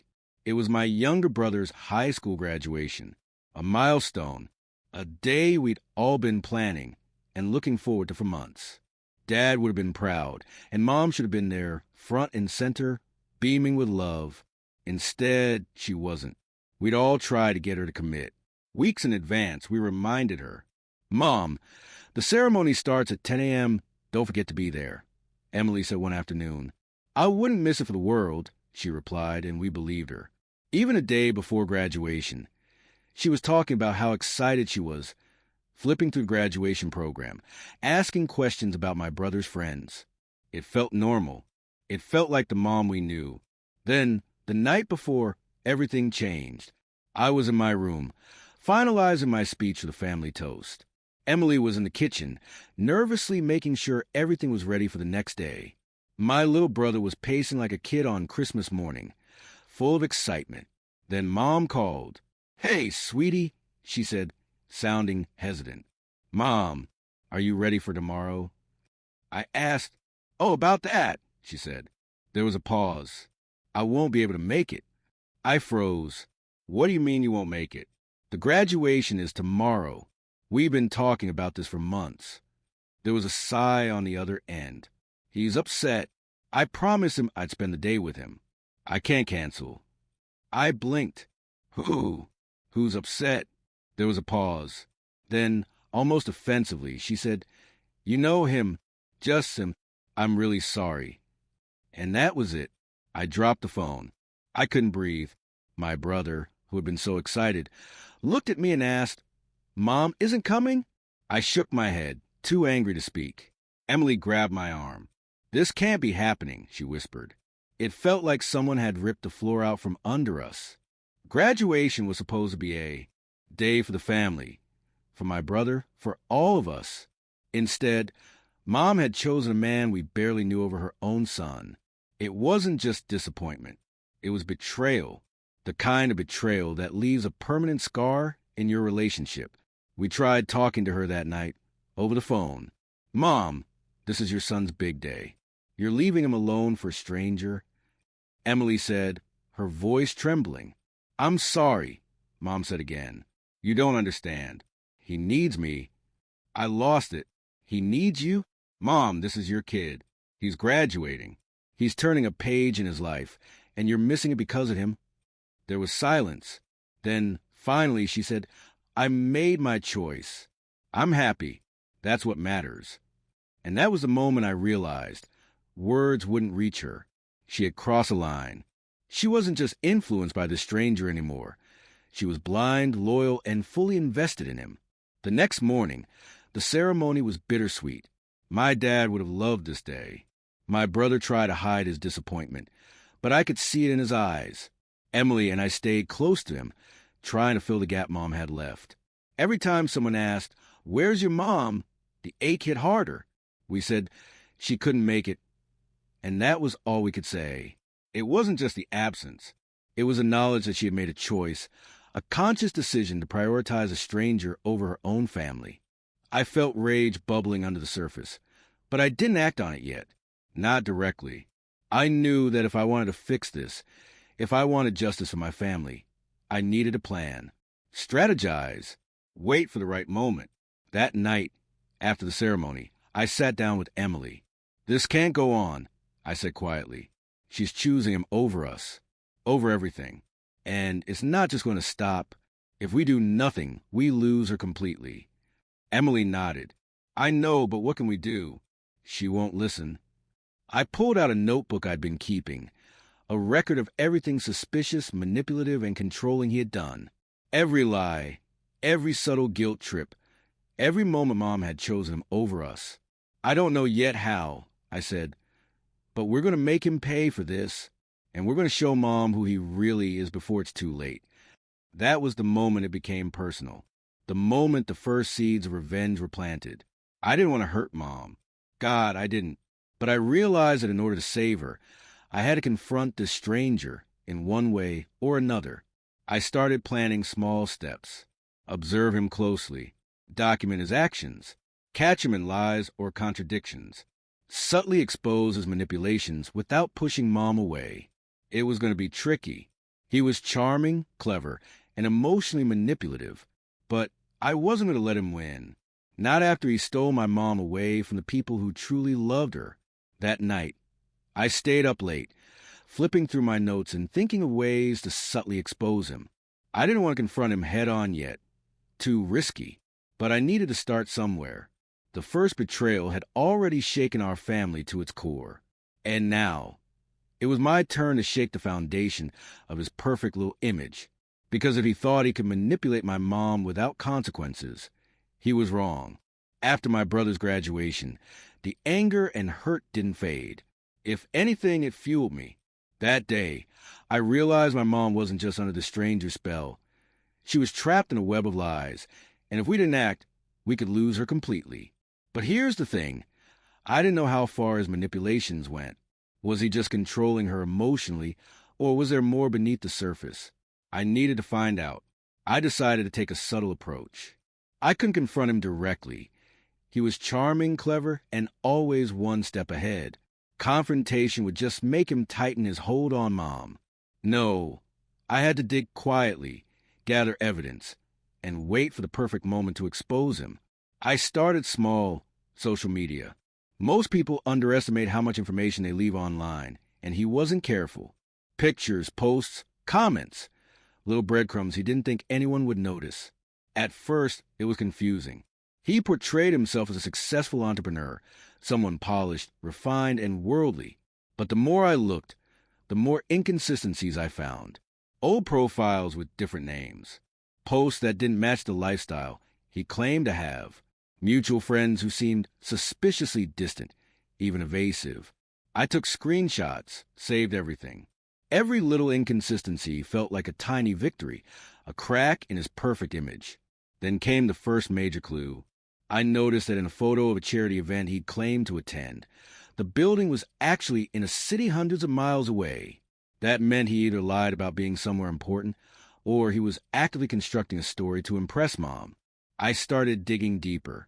Background checks, public records, and even old news articles. I wasn't just snooping. I was building a profile, connecting dots that weren't meant to be connected. And slowly, a pattern began to emerge. He had a past filled with inconsistencies. Multiple short-term jobs with vague descriptions. Claims of investments that had no traceable record. People who had worked with him, but disappeared from his story. It was clear he had been manipulating people long before he met Mom. And now he had her. The emotional side of his manipulation was easier to observe. Once you knew what to look for, it was obvious. He subtly undermined Mom's confidence. He twisted our family's words to make her feel guilty. He positioned himself as the only person who truly understands her. It was textbook psychological manipulation. The worst part? Mom didn't even notice it. She laughed at his jokes when he mocked family traditions, defended him when we expressed concern, and made excuses for behavior that no adult should excuse. It became clear he wasn't just a charming stranger. He was someone who thrived on control, manipulation, and bending others to his will. And my mom, blinded by affection and loneliness, was the perfect target. I realized I couldn't do this alone. Emily had been my confidant from the start, and now she became my partner in investigation. Together, we started piecing things together. "Look at this," I said one night, showing her a photo of him supposedly at a networking event. "The building? That's a small community center in another state.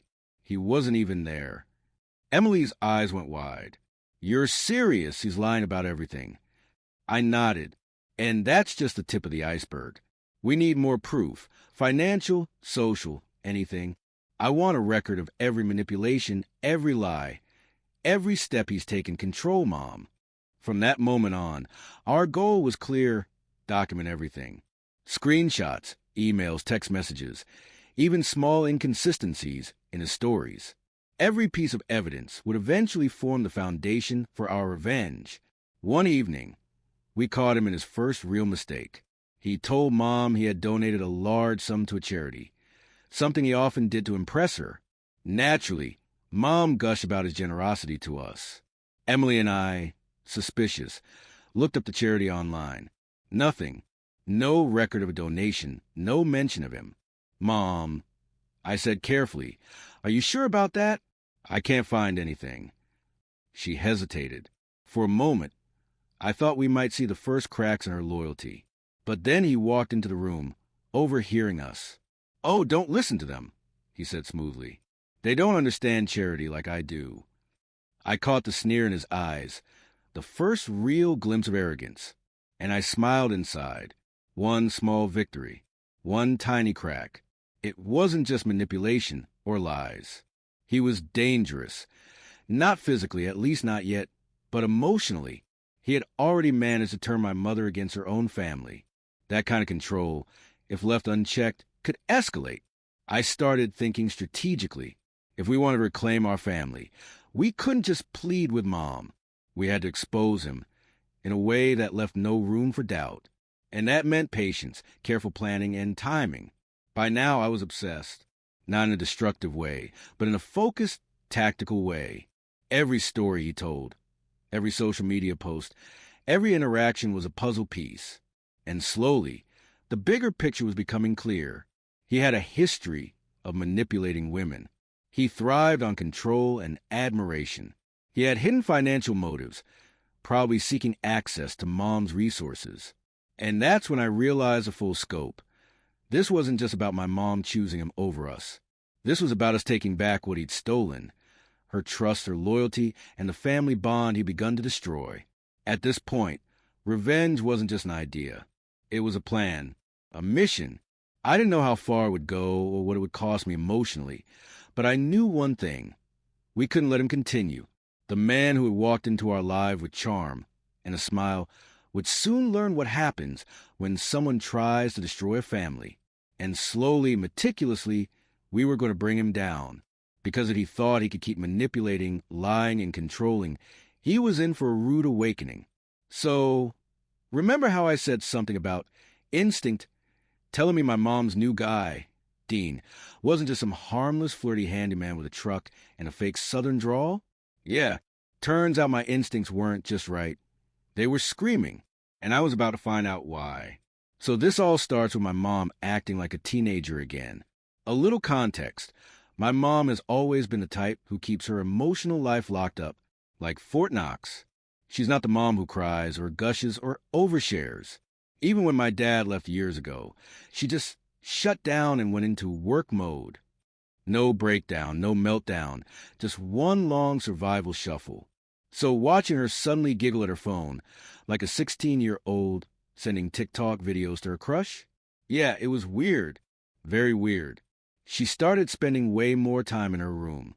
She'd hide her screen when I walked by. And the worst part? She'd smile in this new way. Not just happy, but almost secretive. Like she knew something I didn't. Spoiler. She definitely did. So one Saturday morning, Mom rushed out of the house like she was late for a wedding.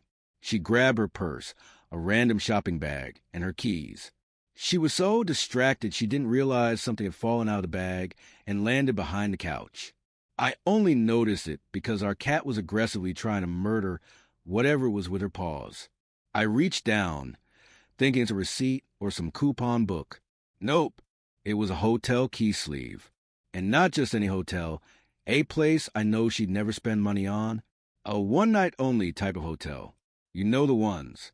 Dark carpets, bad lighting, a TV remote you wouldn't touch with gloves. The kind of hotel people go to when they want to do something they don't want to explain. My stomach dropped so hard it practically cracked the floor. My brain goes full FBI mode.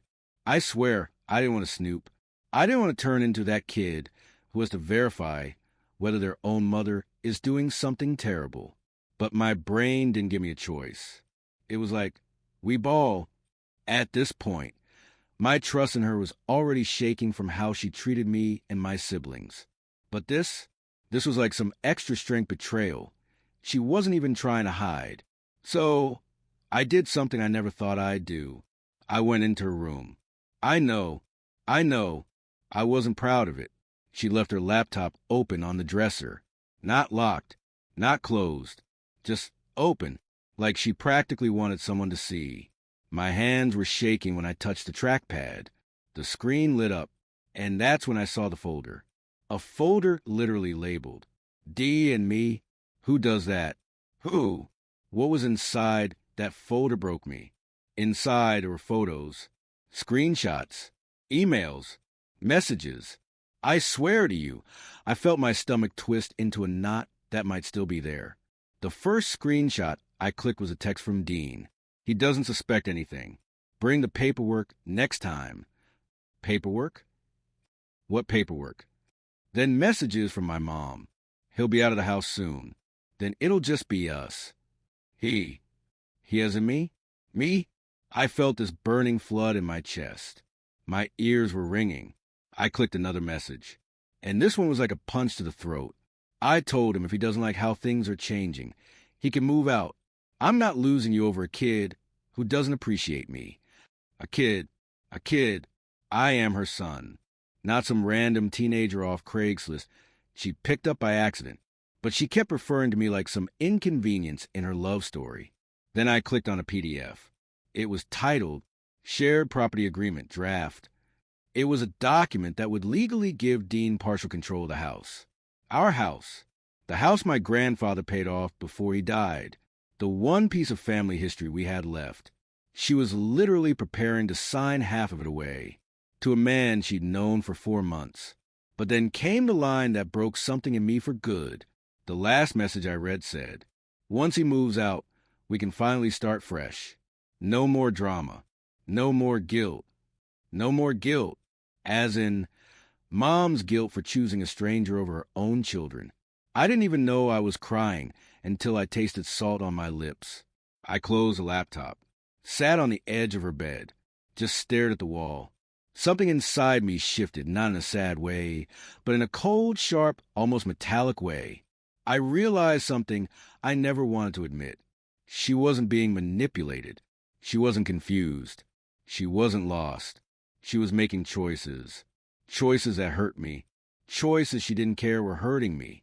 And in that moment, I swear to you, the revenge arc inside me woke up. Fully. No more excuses. No more, maybe she's going through something. If she wanted to pick a stranger over her own son, fine. But she had no idea who she'd just underestimated. Because if Dean and my mom were planning to push me out of the house, I was about to push them both out of their comfort zone. Hard. And I was going to do it with the one thing they never expected. The receipts. Okay, so after finding all the messages, receipts, hotel keys, property papers, basically enough evidence to emotionally nuke a small city, I didn't even know what part of me hurt more. The betrayal? The stupidity of it all? Or the fact that my own mom was actively planning to toss me aside like leftover pizza crust. But the thing is, once the shock burned off, something else took its place. Clarity. Sharp, freezing, perfect clarity. For the first time, I wasn't second-guessing myself. I wasn't trying to make excuses for her. I wasn't trying to be a good son or stay respectful. No, I was done. And that was the night I realized something important. If someone is willing to treat you like an enemy, you're not obligated to play the role of their child anymore. Mom came home late that night, after 11 p.m., smiling like she'd just won a prize at Carnival. She didn't know her laptop had revealed every secret she thought she was hiding. She didn't know her paperwork was as private as she assumed. She didn't know that her son, the one she thought she could push out quietly, had already shifted into full tactical mode. But the cherry on top, when she walked in, her phone vibrated in her purse. I swear to God, it was like the universe was staging a play, because the screen lit up just enough for me to catch the name. Dean Red Heart Fire. Not Dean. Not D. Not handyman guy. Nope. Full emoji package. I didn't say anything. I didn't greet her. I just sat at the kitchen table like I was waiting for a job interview.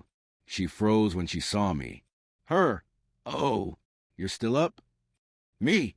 Yep. Her eyes narrowed. The way people's eyes narrow when they feel cornered, but don't know why yet. She tried to act casual, like she hadn't just spent the entire day with a man she was trying to hand half our house to. Her. Work ran late. I'm exhausted. That one sentence did something to my brain. It was like watching someone casually lie about touching a hot stove while their hand is currently on fire. That's when the switch flipped in me. I wasn't going to confront her. Not yet. That's what she expected. A blow-up, yelling, door slamming. But I wasn't giving her the satisfaction. Revenge is best served cold, right? Well, mine was going to be Sub-Zero.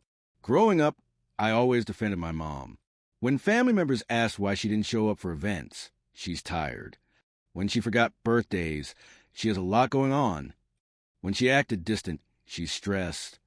But sitting at that table, watching her move around the kitchen pretending everything was normal, I realized I had been covering for her sins since I was 9 years old. So I didn't protect her this time. I let the silence stretch, stiff and painful. She poured herself a glass of wine. She scrolled her phone. She laughed at a message, probably from her human fire emoji. Then she said, "You're being weird. What's wrong?" I looked her dead in the eye, and for the first time in my life, I didn't soften the truth. "Me, you should get some sleep. Tomorrow is going to be a big day." She frowned. "Her, what does that mean?" "Me, you'll see." Her face did this little twitch, the kind people get when their instincts tell them they're about to lose control. But I just stood up, walked to my room, and closed the door gently. Not slammed, not aggressively, just quietly. Quiet scares people more than yelling ever could. In my room, I started planning. Not angrily, not chaotically. Strategically, I made copies of everything I found on her laptop. Screenshots backed up, messages saved, photos duplicated, hotel receipts organized by date. It felt like building a case file, because that's exactly what it was. But the real plan? Oh, that was where the revenge started to take shape. I wasn't going to expose her immediately. Too easy, too dramatic, not effective enough. If she wanted to replace her family with some stranger, fine. But I was going to make her watch it crumble. Slowly, piece by piece, while pretending everything was normal, the way she did to us. The next morning, everything felt off. Mom came into the kitchen with this nervous energy, like she couldn't decide whether to ignore me or interrogate me. She went with the fake, cheerful thing. "Her, morning. Do you want pancakes?" She hadn't made breakfast for me in years. Not exaggerating, years. "Me? No thanks." Her smile cracked a little. She kept trying to fill the silence. "Did you sleep well? Do you need anything today? Are you going out later? Do you want to?" I finally looked up and said calmly, "Me, you don't have to try this hard." "Her, try what?" "Me, pretending." She froze. I went back to eating like nothing happened. She stared at me for a solid 10 seconds. "Her, I feel like you're hiding something." "Me, interesting. I feel the same way." Her throat bobbed. The fear was starting to seep in. Good. This was just the beginning. If she could sneak around behind my back, she could feel what it felt like. Here's the thing. Revenge doesn't start with explosions. It starts with doubt. And that morning, I planted the first seed. She kept watching me the whole day like she was waiting for me to accuse her, yell, or break down. But I didn't. I was calm, collected, silent. And nothing terrifies guilty people more than silence. By the end of the day, she was pacing, checking her phone, checking mine, starting conversations she didn't actually want to have. She even knocked on my door that night. "Her, can we talk? I feel like something's wrong." "Me, you'll know soon enough." Her breath hitched. Then she whispered, "Are you angry at me?" I didn't even turn around. "Me, I'm past anger." That sentence shook her so hard, she didn't say another word. She just walked away slowly, quietly, like she wasn't sure if she should be scared or defensive. Perfect. That was exactly what I wanted. Because tomorrow I was going to take this to the next level, and the revenge would officially begin. By the time Chapter 6 ended, I thought I had the upper hand. I'd found his lies, gathered receipts, and started subtly destabilizing him without saying a word. Mom was tense, nervous, the tiniest cracks forming in her unwavering loyalty to Dean. I thought I was in control. I was wrong. It started with small things. Phone calls from Dean, checking in, asking where Mom was. Subtle guilt trips disguised as caring questions. She didn't answer. "Are you sure she's okay?" I just want her to be happy. Don't you want that too? I tried to ignore it, thinking he'd eventually leave us alone if he realized I wasn't reacting. Wrong again. The next day, he texted Mom nonstop, every 10 minutes. I miss you. Why are you upset? Are you thinking about me? It was like he thought if he could just drown her in attention, she'd forget she even had a family. But the thing is, he wasn't just doing this to her. He was testing me. Mom came into the kitchen that morning with a tired, stressed look. She didn't say anything at first, just handed me a sticky note from Dean. Tell your brother I said hi, and tell him to chill.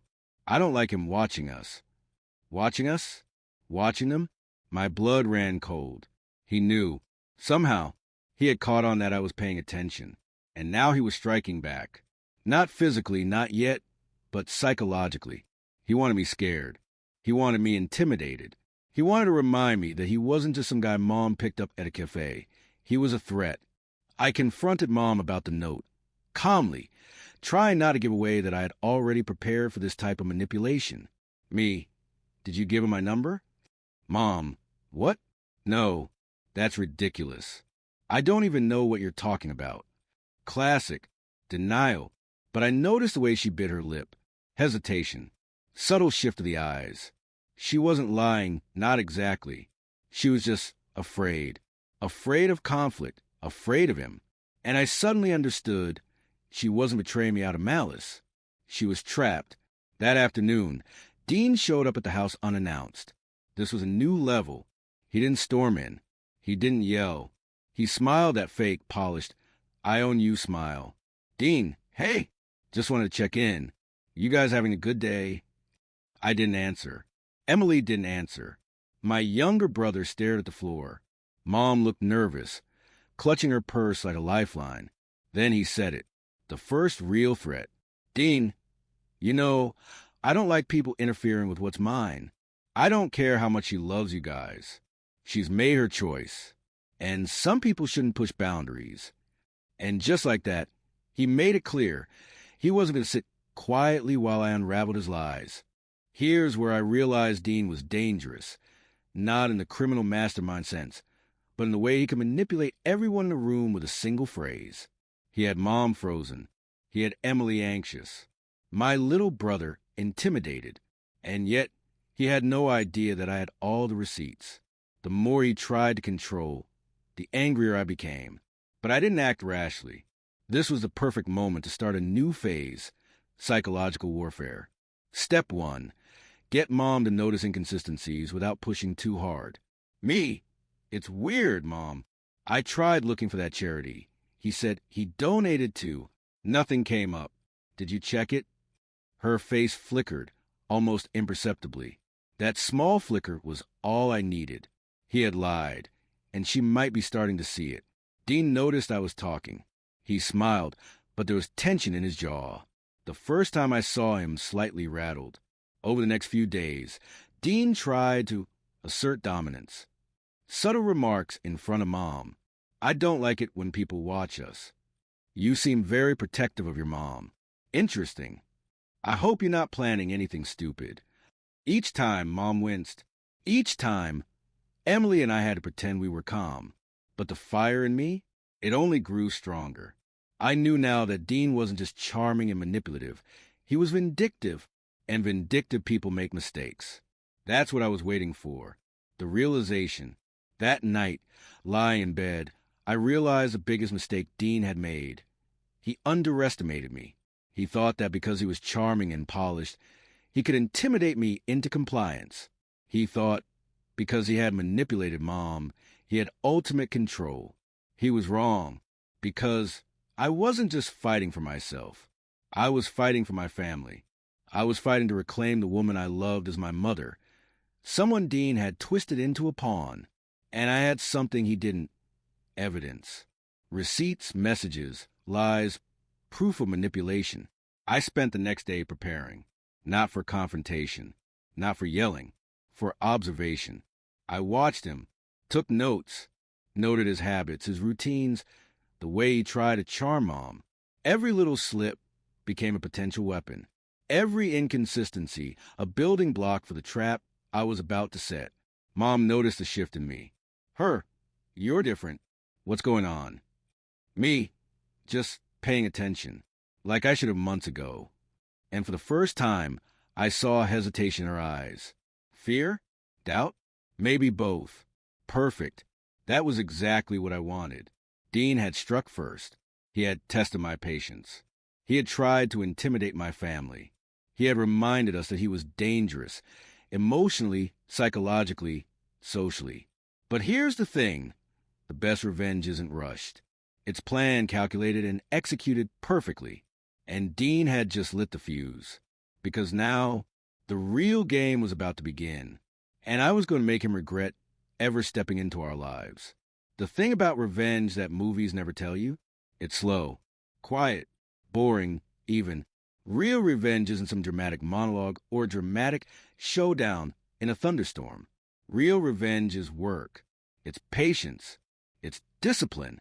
And over the next few days, I built the foundation of my plan, brick by brick, without anyone noticing. Not Dean, not Mom, not my siblings, not even my best friend, who normally knows when I'm plotting something chaotic. Only I knew. And honestly, that made it even more powerful. If Dean thought he was the only one who could play psychological games, he wasn't just wrong. He was embarrassingly delusional, because the more he tried to intimidate me, the more predictable his behavior became.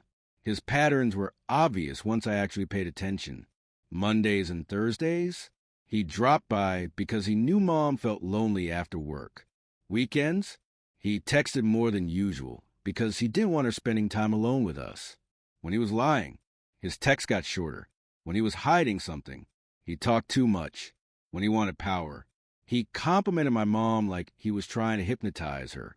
I took notes on everything. And when I say everything, I mean everything. Like some FBI-level documentation that would make a detective proud. The goal wasn't to expose Dean fully yet. It was to make Mom start questioning him herself. Because the worst thing you can do to a manipulative person is let their own lies unravel. So I started planting tiny doubts. Soft ones. Quiet ones. Innocent ones. Me. Hey, Mom, didn't Dean say he had a work meeting tonight? Why did he call you from home? Mom, he said he was busy. Maybe something changed. Me, weird. He told you he'd be unavailable, right? Mom, well, yes. That little hesitation? Golden. Next seed. Me. Didn't Dean say he doesn't drink? Why did I see wine bottles in his truck? Mom, he told me he quit. Maybe he lied. Boom. Second crack. Then, me. I tried finding that business he said he works for. Couldn't find anything. Did he ever show you a website? Mom, he told me. Me. Exactly. By the third lie, I accidentally exposed. Something changed in her face. She started doubting him. Started checking her phone more. Started thinking before answering. Dean wasn't the only one in control anymore. This was the part one enjoyed the most. Because, man, once you know how a manipulator works, flipping the script is chef's kiss satisfying. Dean used charm as a weapon, so I used silence as mine. Every time he tried one of his patronizing lines, the "I'm the adult here," or "Your mom deserves happiness," or "You need to stop interfering" speeches, I did the complete opposite of what he wanted.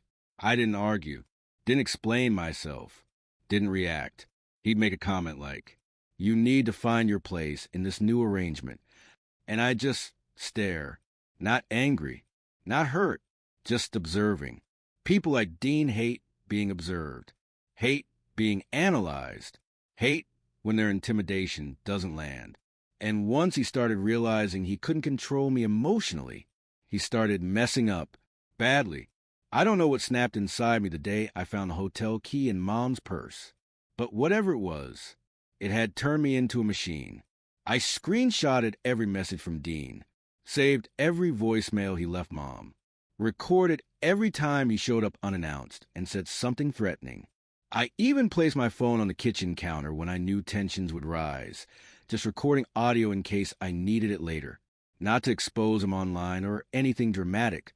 No, this was for something bigger, something legal, Something that would hurt him more than yelling ever could. You want to mess with my family? Deal with consequences. Here's where things got fun. Dean thought I was intimidated. He thought I was scared. He thought I was backing off. He had no idea I was setting the stage for his downfall. So I played nice for a few days. Not actually nice, just less hostile. Not because I liked him, but because I wanted him comfortable. And let me tell you, it worked fast. He started bragging more, talking more, slipping up more, saying stuff he shouldn't, like how he invested Mom's money, how he helped her manage her finances, how he was checking her bank accounts to make sure she wasn't being wasteful. Excuse me? That was a jackpot moment, because that, my friends, is illegal, and I had audio. Then it happened, the moment I had been waiting for. Mom and I were sitting in the living room when Dean called. She put him on speaker without realizing it, and I swear the universe was scripting the moment for me. Dean, are you still in the kids getting your head? Mom, they're not. Dean, good. Don't let them. You're better off without their drama. Mom, Dean, don't say that. Dean, why not? You're finally building a life that doesn't revolve around them. Mom's face tightened. She shifted. Her eyes flicked toward me. Crack number 4. Then he said it. Dean, once everything is signed, it won't matter what they think. They'll adjust. Sign. The house documents. The shared property agreement. Mom turned pale, like she had been sucker punched. Mom, Dean, what are you talking about? Sign what? Dean, you know what? We've been over this.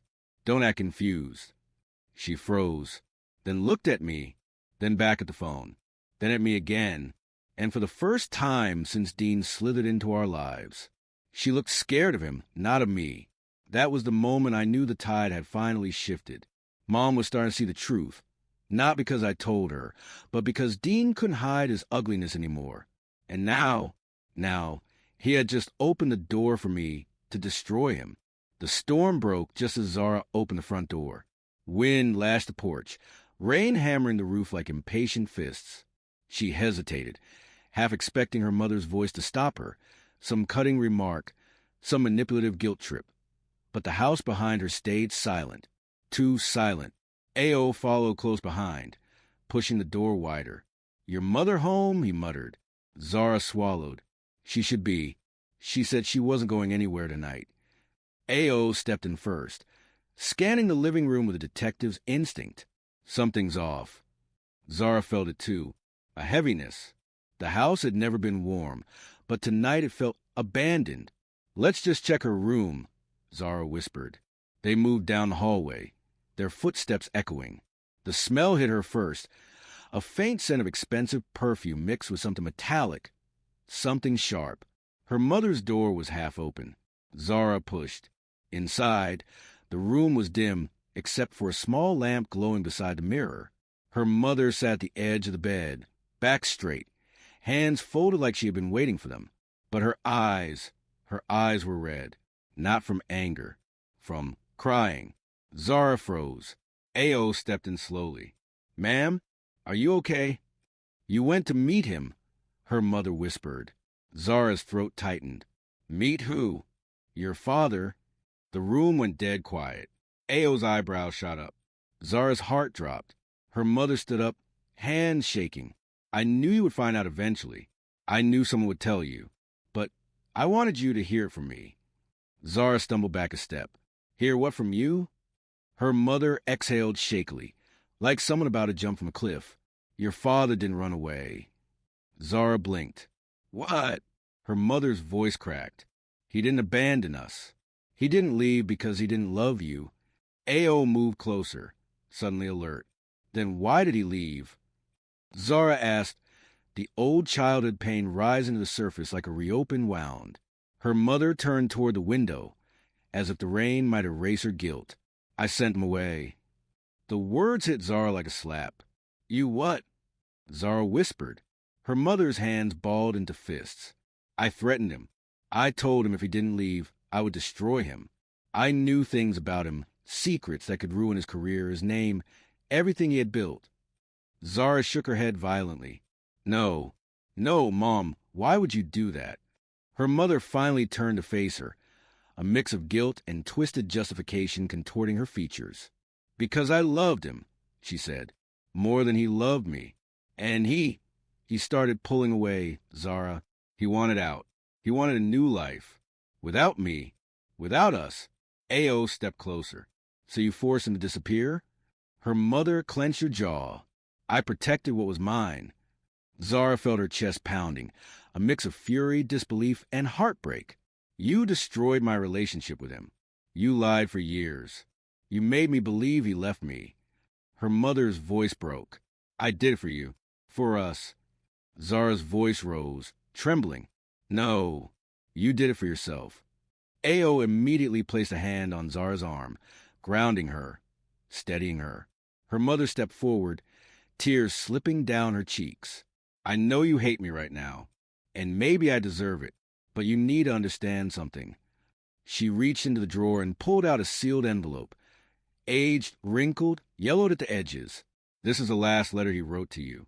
I kept it because I was afraid of losing you. Zara stared at it as if it were a ghost. Her mother held it out with trembling hands. Please, she whispered, read it. I'm ready to face whatever comes after. But Zara didn't take the letter. She turned away, shoulders shaking. A.O. caught her as she stumbled into the hallway, his arm steady as she broke into sobs. Behind them, her mother's voice cracked desperately. Zara, I'm sorry. But for the first time in her life, Zara didn't look back. She walked out into the storm, leaving her mother alone with the guilt that finally, after all these years, had caught up with her. The rain had slowed to a drizzle by the time Zara and A.O. reached the car, but the storm inside her hadn't eased at all. She leaned against the door, covering her face with shaking hands. A.O. didn't say anything at first. He just stood close, steady present. Zara, he finally said softly, breathe? She tried, failed, tried again. I can't believe it, she whispered. All those years, all that pain, and it was her, my own mother. A.O. nodded slowly. I know, but we need to think carefully. Her confession, it opens new doors and new dangers.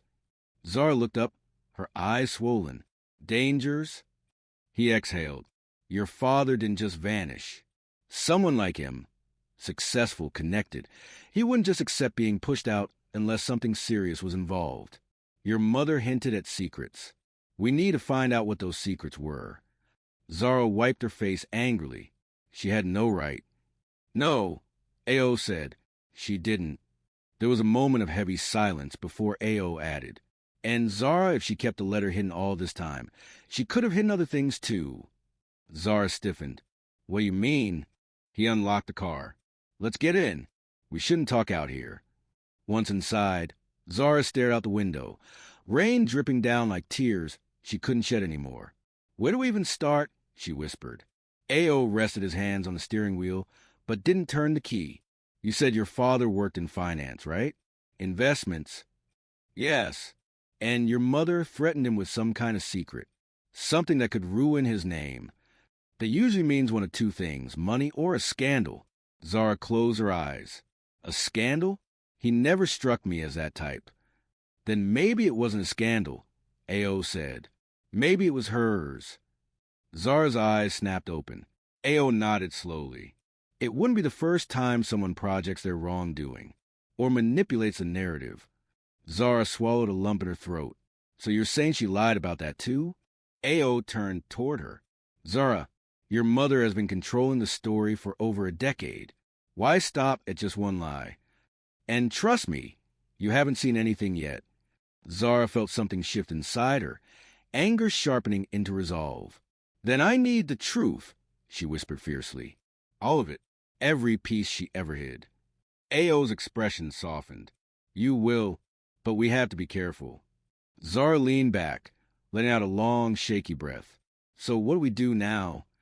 A.O. reached into the glove compartment and pulled out a slim notebook he'd been using for the investigation. We start with the letter. Zara tightened her jaw. I couldn't even look at it. I know, but whatever your father wrote, his last words to you, It might tell us what really happened the night he left. Zara stared at him, her breathing uneven. I'm scared. Of what we'll say? A.O. asked gently. She shook her head. Of who my mother really is. For a moment, the car fell completely silent. Then A.O. placed his hand lightly over hers. Zara, you're not alone in this. I'm with you. Every step. Her chest tightened, not in fear this time, but in something warmer, something she hadn't felt in years. Safety. She nodded slowly. Okay, she whispered. Let's go back. A.O. blinked. Back? You sure? I'm done running, she said, her voice calmer now. She wants to face the consequences? Good, because I'm ready to deliver them. A.O.'s lips curved into the faintest smile. That's the Zara I know. He started the engine. As the car rolled back toward the house, Zara stared ahead, her eyes burning with determination. A mother who lied, a father who disappeared, a letter that held answers, and a daughter finally ready to reclaim the truth. Whatever came next, revelation, confrontation, or revenge, Zara knew one thing for certain. The war inside that house had only just begun. By the time Zara and A.O. stepped back into the house, the storm outside had become nothing compared to the one waiting behind the living room door. Her mother sat on the couch, hands clasped like she was the victim in all this. The stranger, Marcus, hovered nearby, pretending to be concerned, but he looked more annoyed than anything, like Zara's meltdown had been an inconvenience to his evening plans. Pathetic. Zara, her mother said softly, Please sit. We should talk about this calmly. Zara ignored her and walked straight to the dining table where the letter lay, unopened, untouched, waiting like a ghost from the past. A.O. stood behind her, quiet but solid, a wall she could lean on. Her mother fidgeted. I didn't hide it out of cruelty. You were young. It would have affected you emotionally. Zara let out a dry laugh. Oh, you suddenly cared about my emotions? That's cute. Her mother's face tightened.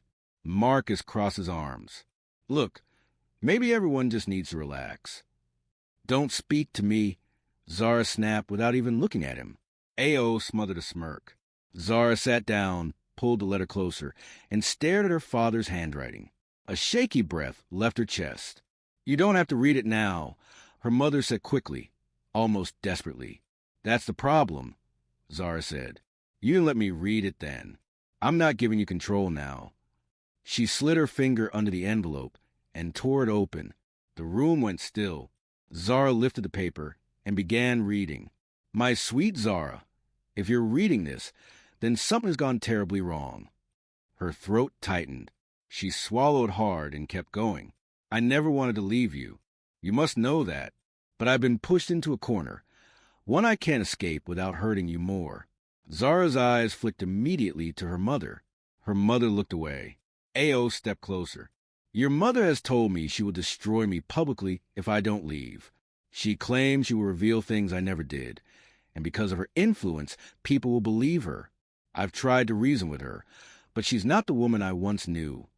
Zara's jaw clenched so tightly her teeth hurt. Her mother flinched. Marcus shifted uncomfortably.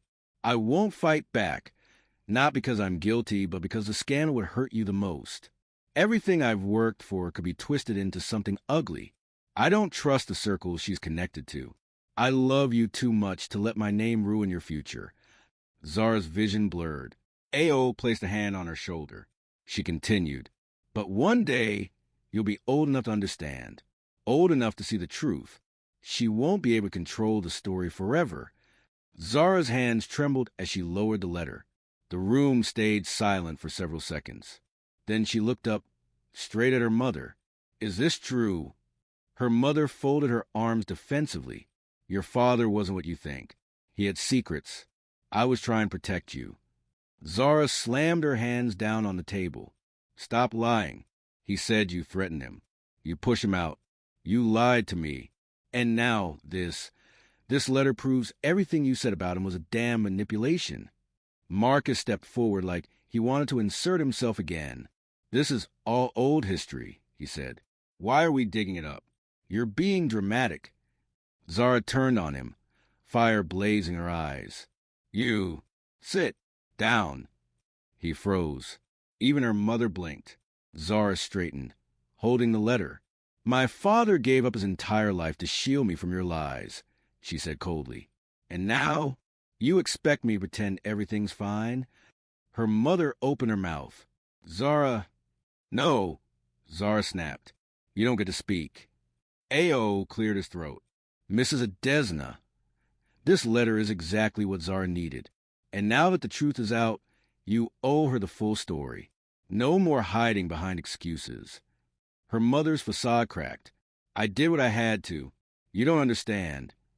Zara stepped forward. Then make me understand, she said. Tell me what you had on him. Tell me what was so bad you drove your own husband away. Her mother hesitated. Marcus spoke instead. She doesn't owe you anything. Zara laughed, the sound dark. Actually, she owes me everything. She looked at A.O. We're done here. Let's go. Her mother stood up quickly. Where are you going? Zara slipped the letter into her bag. Somewhere you can't control. Marcus scoffed. Running away? Typical. Zara turned, her voice low and lethal. No, I'm not running. I'm preparing. For what? Her mother whispered. Zara opened the door, rain blowing behind her like dramatic punctuation. She stared at them both, her mother trembling, Marcus glaring. Revenge, Zara said softly. She walked out. A.O. followed. The door slammed. The war had officially begun. The rain had eased into a mist by the time Zara and A.O. reached his place. It wasn't the first time she'd stayed over, but tonight felt different. Heavy, electric, dangerous. A.O. opened the door for her, and she stepped inside, still gripping her father's letter like it was a lifeline. He locked the door behind them. Sit, he said gently. But Zara didn't. She paced, like a caged thing that had finally realized the door had never actually been locked. She lied for years.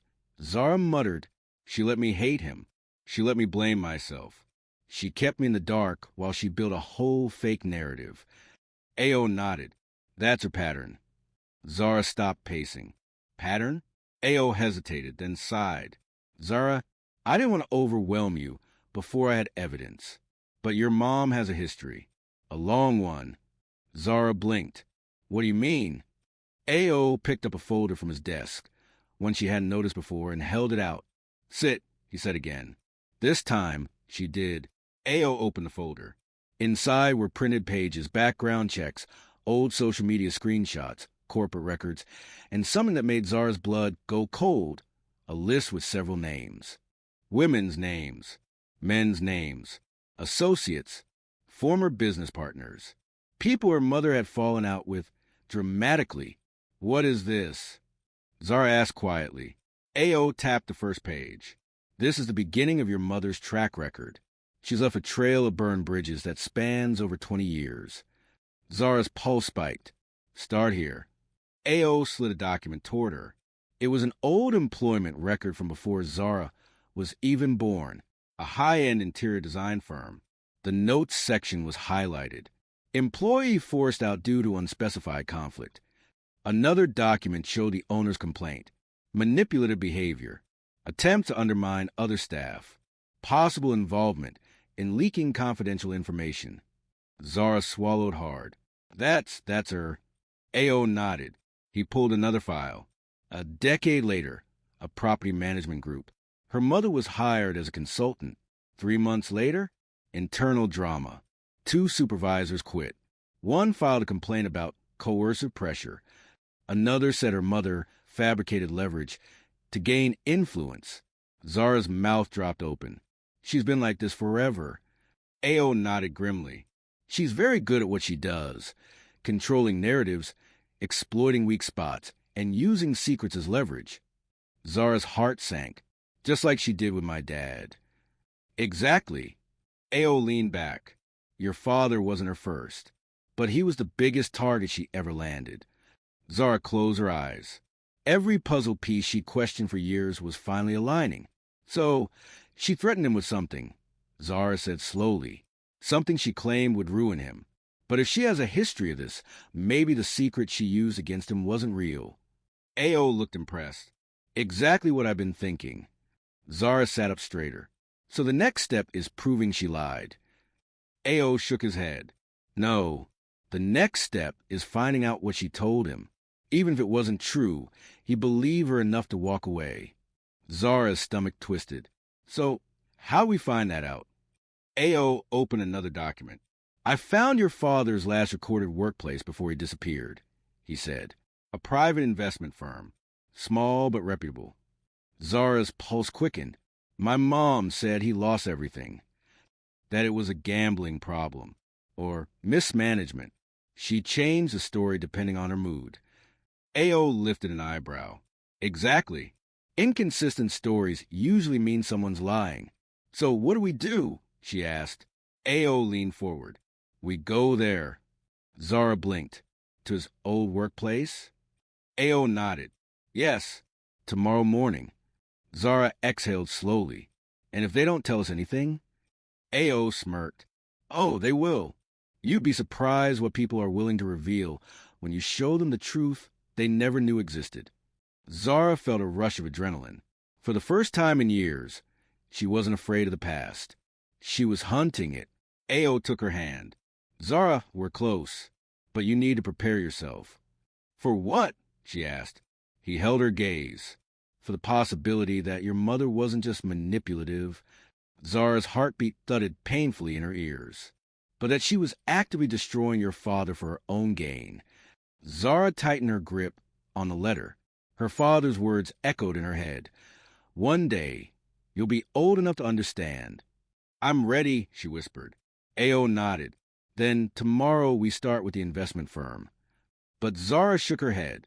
No, she said, fire building in her chest. Tonight we prepare. A.O. tilted his head. Prepare how? Zara stood. She walked to the window. The rain had finally stopped, leaving the world outside looking washed and sharp, like everything had been reset. She turned to A.O. We dig deeper. We look into her connections, her financials, her partnerships, whoever Marcus really is. Every lie she built her life on. A.O. smiled slowly. And then... Zara's voice went cold. And then I take it all away, piece by piece. Exactly the way she took my father from me. A.O. stood too. You're sure? Zara nodded. This time, I control the narrative. The morning sunlight sliced through the blinds like a spotlight on Zara's resolve. She wasn't tired. Not really. Her adrenaline had been humming through her veins since the previous night, and now it fueled her with one singular focus. Uncovering every lie her mother had buried, every secret Marcus and Mom had tried to hide, and every truth that had been stolen from her. A.O. had already gathered files and laptops, creating a mini war room in his apartment. Screens, printed documents, and spreadsheets lined the table like soldiers ready for battle. Where do we start? Zara asked, voice tight but steady. A.O. looked at her with that calm, methodical gaze of someone who'd been waiting for this moment. We start with your father's past. We trace everything he had before your mother interfered. Every financial move, every relationship. And then we'll start pulling threads. Zara nodded. And Marcus? My mother's stranger? A.O. smirked. He's a loose thread, the kind that unravels everything once you pull at the right spot. First step, the investment firm. Zara had memorized the directions from A.O.'s research. The building was sleek, modern, intimidating in a way that screamed corporate power. Zara felt the same way she had stepping into a courtroom. Like every secret could be revealed if she only asked the right questions. A.O. stayed close as they approached the receptionist. We're here regarding information on a former employee, Zachary Adesina. The receptionist gave a polite but cautious smile. I'm sorry, we can't release personnel information. Of course, Zara said softly, but we're not here for anything confidential. We just want to verify a timeline and a few details. Her calm tone seemed to disarm the receptionist slightly. Moments later, after a phone call, they were directed to a conference room and asked to wait. Zara felt her pulse hammer. This feels like the calm before a storm. A.O. nodded. Exactly. Let the storm hit, then you'll strike back. Moments later, a man in his mid-40s entered, professional but tired, like someone who had spent years cleaning up the aftermath of other people's drama. "Zara?" "Ayo," he asked. "Yes," Zara said firmly. "We're looking into Mr. Zachary Adesina. Can you confirm any discrepancies between his personal records and what his mother told him?" The man's eyes flickered. "I can confirm some of what she said is misleading. More than misleading, actually." Zara leaned in. "Tell me." He sighed, rubbing the bridge of his nose. Your mother interfered with his finances, blocked investments, spread rumors. He lost positions because of her claims about his integrity. None of it was true. She did it to control him, to manipulate him. And she wasn't subtle. Zara's chest tightened. She ruined him? The man hesitated. She didn't just ruin him. She rewrote the narrative so that everyone believed he was at fault, and anyone who tried to defend him was silenced. Zara's fingers curled around the edge of the table. Rage, betrayal, and shock collided into one. So, all these years she's been lying? Manipulating? Destroying him for what? For her control, the man said quietly. That's always been her method. Take what you want. Silence the opposition. Control the narrative. And she's brilliant at it. Zara glanced at Ayo. He gave her a small nod, the kind that said, "We're ready for the next move." Next, they turned their attention to Marcus. Ayo had already compiled a dossier from public records, social media, and some subtle digital digging. "Marcus isn't just some boyfriend," Ayo said. "He's been involved with your mother before, in smaller ways. And he's not clean, financially shady, probably attracted to her because she's powerful. And right now he's a tool for her manipulation." Zara's teeth clenched. "So he's part of the scheme?" Ayo nodded, indirectly. "But he has his own weaknesses. That's the leverage we'll use." By mid-afternoon, Zara and Ayo were back at his apartment. Zara had a plan forming. Not reckless, not emotional, but precise. First step, show Mom that her control was slipping. Ayo helped her set up a series of emails and digital accidents, documents she knew Mom would find, hinting that the truth about Marcus and her interference had leaked. Zara smiled darkly. "She won't be able to sleep tonight."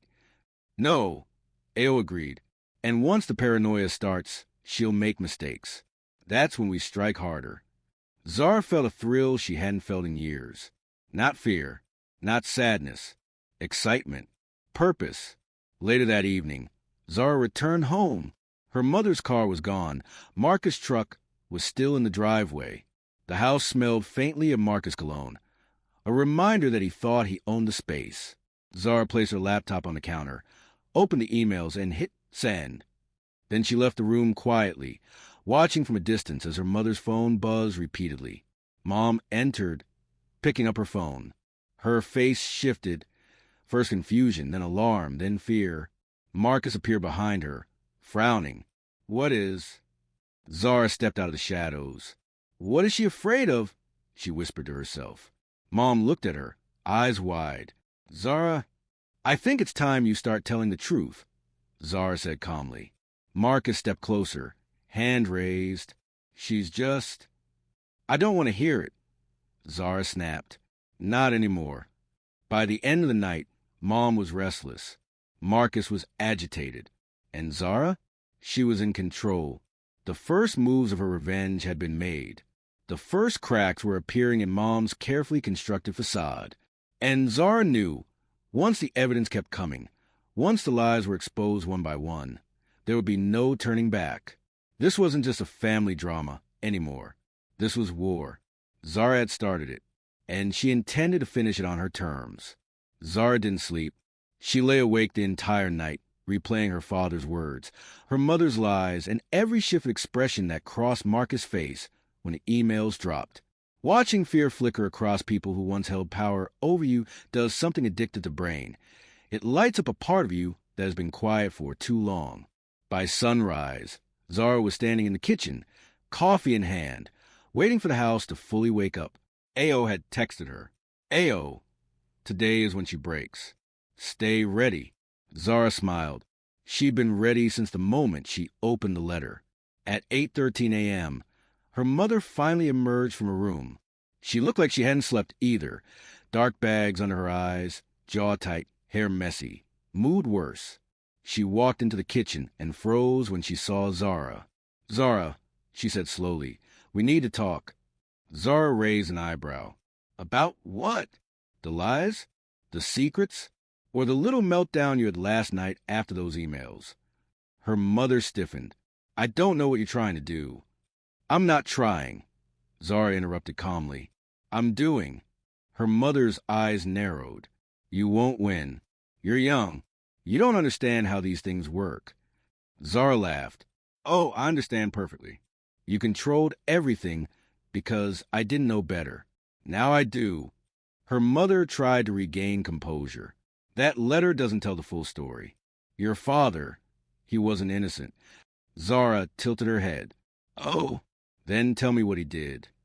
He had problems. Emotional problems." "That's vague." He was unreliable." "That's also vague." Her mother snapped. "You're not going to twist this. He abandoned us." "I did what I had to." Zara leaned forward.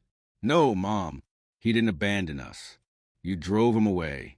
You crafted a lie so big it swallowed the truth whole. And now I'm unraveling every thread." Her mother flinched, the first real crack ever showing on her face. Zara walked past her, grabbing her keys. "Oh, and Mom," she said over her shoulder, "this is only the beginning." On the way to her car, Zara nearly ran into Marcus sitting on the porch looking stressed and irritated. He eyed her suspiciously. "You sent those emails," he said. Zara didn't stop walking. "No comment. You're causing problems between me and your mother." Zara turned deadpan. "Good." Marcus stood up, chest puffing. "You think you can walk around here like you run the place." "I do run the place," Zara said calmly. "This is my childhood home. You're a visitor with questionable motives." Marcus scoffed. "You don't know anything about me." "Well," Zara said with a small smirk, "I know about the fraudulent rental schemes from 2019, the bounce checks, the fake investment pitch you tried to sell in Atlanta, the one that almost got you arrested." Marcus' face drained of color. Zara took a step closer. "And I know you're using my mother for stability, money, influence. You're a parasite with shaving kit." He swallowed hard. "You don't have proof." "Oh, sweetheart," Zara whispered with a smile. "I have folders." She walked away, leaving him pale and shaking. Another crack, another weakness exposed. Perfect. When Zara arrived at Ao's apartment, he opened the door with a grin. "You're going to love this," he said, handing her coffee. "What happened?" Ao pulled out his laptop. "I dug deeper into your father's disappearance. Checked old property records, financial movements, travel logs. Something wasn't lining up." Zara leaned in. "Okay, what did you find?" Ao turned the screen. Her father's name, her mother's name, one shared property. Purchased quietly before he disappeared. Then transferred entirely into her mother's name 3 weeks later. "How?" Zara whispered. "He wouldn't have signed that willingly." Ao nodded grimly. "He didn't. The signature isn't his. It's a forgery." Zara's stomach lurched. "She stole his property?" "Yes. And that's not even the worst part." Ao clicked to the next file. A bank withdrawal. Large. Suspicious. Made the same week her father vanished. Zara pressed a hand against her mouth. "No, she wouldn't." "She would," Ao said softly. "She did." Zara sat down, shaking with rage. "She destroyed him," she whispered. "Took everything and then blamed him. And now," Ao said gently, "we take everything back." They crafted a plan. 2 versions, actually. Version 1. Expose Marcus to pressure first, because a man like him cracks under heat fast. Version 2. Start undermining Mom's relationships, the professional ones she thought Zara didn't know about. Ao typed rapidly. "We start by sending anonymous tips to the people she burned in the past. Those old co-workers? Those business partners? They'll speak up if someone gives them a reason. And Marcus?" Zara asked. Ao smirked. "Oh, he's already sweating. A guy that insecure will ruin himself if we nudge him. Zara nodded. Good. Let him dig his own grave. She glanced at the board Ao had set up, a timeline of lies and events. It was longer than she expected. Her mother's manipulation wasn't a single event. It was a lifestyle. Words Ao had written at the top stood out. The very thing her mother had done to her father. The very thing Zara was now taking. Around noon, Zara's phone buzzed. A number she didn't recognize. She answered. Hello. A woman's voice. Soft. Nervous. My name is Elaine, she said. I used to work with your mother a long time ago. I received a message about her. The one about the forged documents. Zara's heart began to pound. Yes, Zara said. Did something like this happen to you too? There was a long, shaky breath on the other end. It didn't just happen, Elaine whispered. She's been doing this for years. And if you're her daughter, you're in danger too. Zara froze. Ao's eyes shot up. I don't understand, Zara said quietly. Elaine's voice trembled. Your mother destroys anyone who gets in her way. She doesn't stop. She doesn't forgive. And she doesn't lose. Zara swallowed. But this time, she said, voice steady, she will... Elaine hesitated. I hope so, she said. Because if you're trying to expose her, she'll come after you too. Zara took a deep breath. She already has, Zara whispered. I'm just finally fighting back. The call ended. Ao stared at her. You okay? Zara nodded slowly, but her eyes were cold. No, but I'm ready. By the time Zara returned home that evening, she could feel the shift in the air. Marcus avoided her eyes. Her mother stood in the living room, trembling with a rage she was desperately trying to conceal. Zara met her gaze with the stillness of someone who had already planned the next 5 moves. Her mother opened her mouth, but Zara spoke first. Your mask is slipping. Her mother's eyes widened. Everything you built? Zara continued softly. Everything you stole? Her voice dropped to a whisper. I'm taking it all back. And something inside her mother finally cracked. The morning air was crisp, almost electric, as Zara stepped out her car. She felt a strange mix of calm and adrenaline, like a storm contained inside her chest, ready to break. Today was the day everything changed. Today was the day she reclaimed her family, her father's legacy, and her own power. Ao had been quiet all morning, reviewing the strategy, confirming every piece of evidence, every ally, every email, every recorded confession that could corner her mother. You ready? He asked, glancing at her over the laptop screen. Zara nodded. More than I've ever been. The first step was subtle. Public exposure. Not social media chaos. Not screaming matches. Evidence, facts, truth. She had compiled. Documents proving her mother's financial manipulations. Bank transfers showing her father's assets were stolen.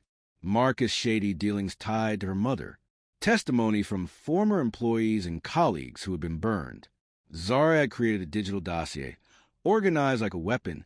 One click could deliver everything to the right people, journalists, lawyers, business partners. One click, and her mother's carefully curated life of lies would collapse. Ao leaned back. Once this goes out, there's no turning back. Zara smirked. Good. She needs consequences. Before sending anything, Zara wanted her mother to face the truth directly, to see the walls she had built crumble under her own gaze. She walked into the living room, letter and laptop in hand. Her mother froze. Marcus stopped mid-step. Zara, her mother said, voice shaking. What is this? What are you doing? Zara set the laptop on the table and opened the dossier. I'm showing you everything. All your lies, all your manipulations, everything you tried to bury, your control ends today. Her mother's eyes darted nervously between the screen and Zara. This is impossible. Zara clicked through the files.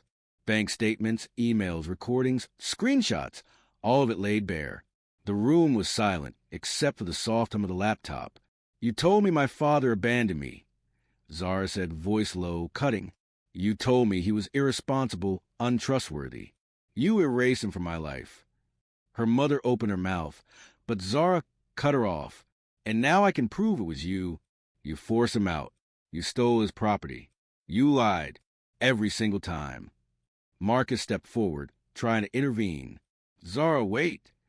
No, Zara said, her tone sharp as a knife. This isn't about you. This is about her. Zara turned the laptop toward her mother. I've sent everything to journalists, lawyers, and business contacts who have the right to know the truth. Your empire, built on lies, is crumbling. And Marcus? He's gone. I expose him too. No more hiding behind him. Her mother's hands trembled. You wouldn't. Oh, I would, Zara said, because I'm done being powerless. And you? You've had it coming for decades. The first cracks appeared in her mother's composed facade. The confident, untouchable woman she had always been was shaking. She looked around, realizing for the first time that no one in the room feared her. Not Zara, not AO, not even Marcus. This isn't fair, her mother shrieked. Zara stepped closer, calm and unyielding. Life isn't fair, but this is justice. By mid-afternoon, the first responses rolled in. Emails, calls, notifications, all confirming that her mother's lies were unraveling. Former colleagues called to share their stories. Journalists reached out for interviews. Lawyers requested meetings. Marcus' schemes were being scrutinized. Her mother sat on the couch, silent, defeated, while Zara watched her crumble, the weight of decades of manipulation finally catching up to her. AO leaned against the doorway.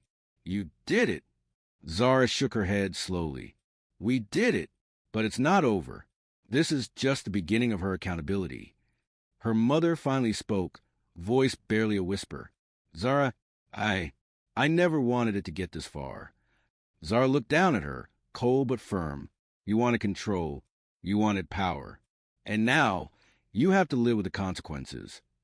Later that evening, Zara sat alone in her father's study, a space she had avoided for years, too painful to enter.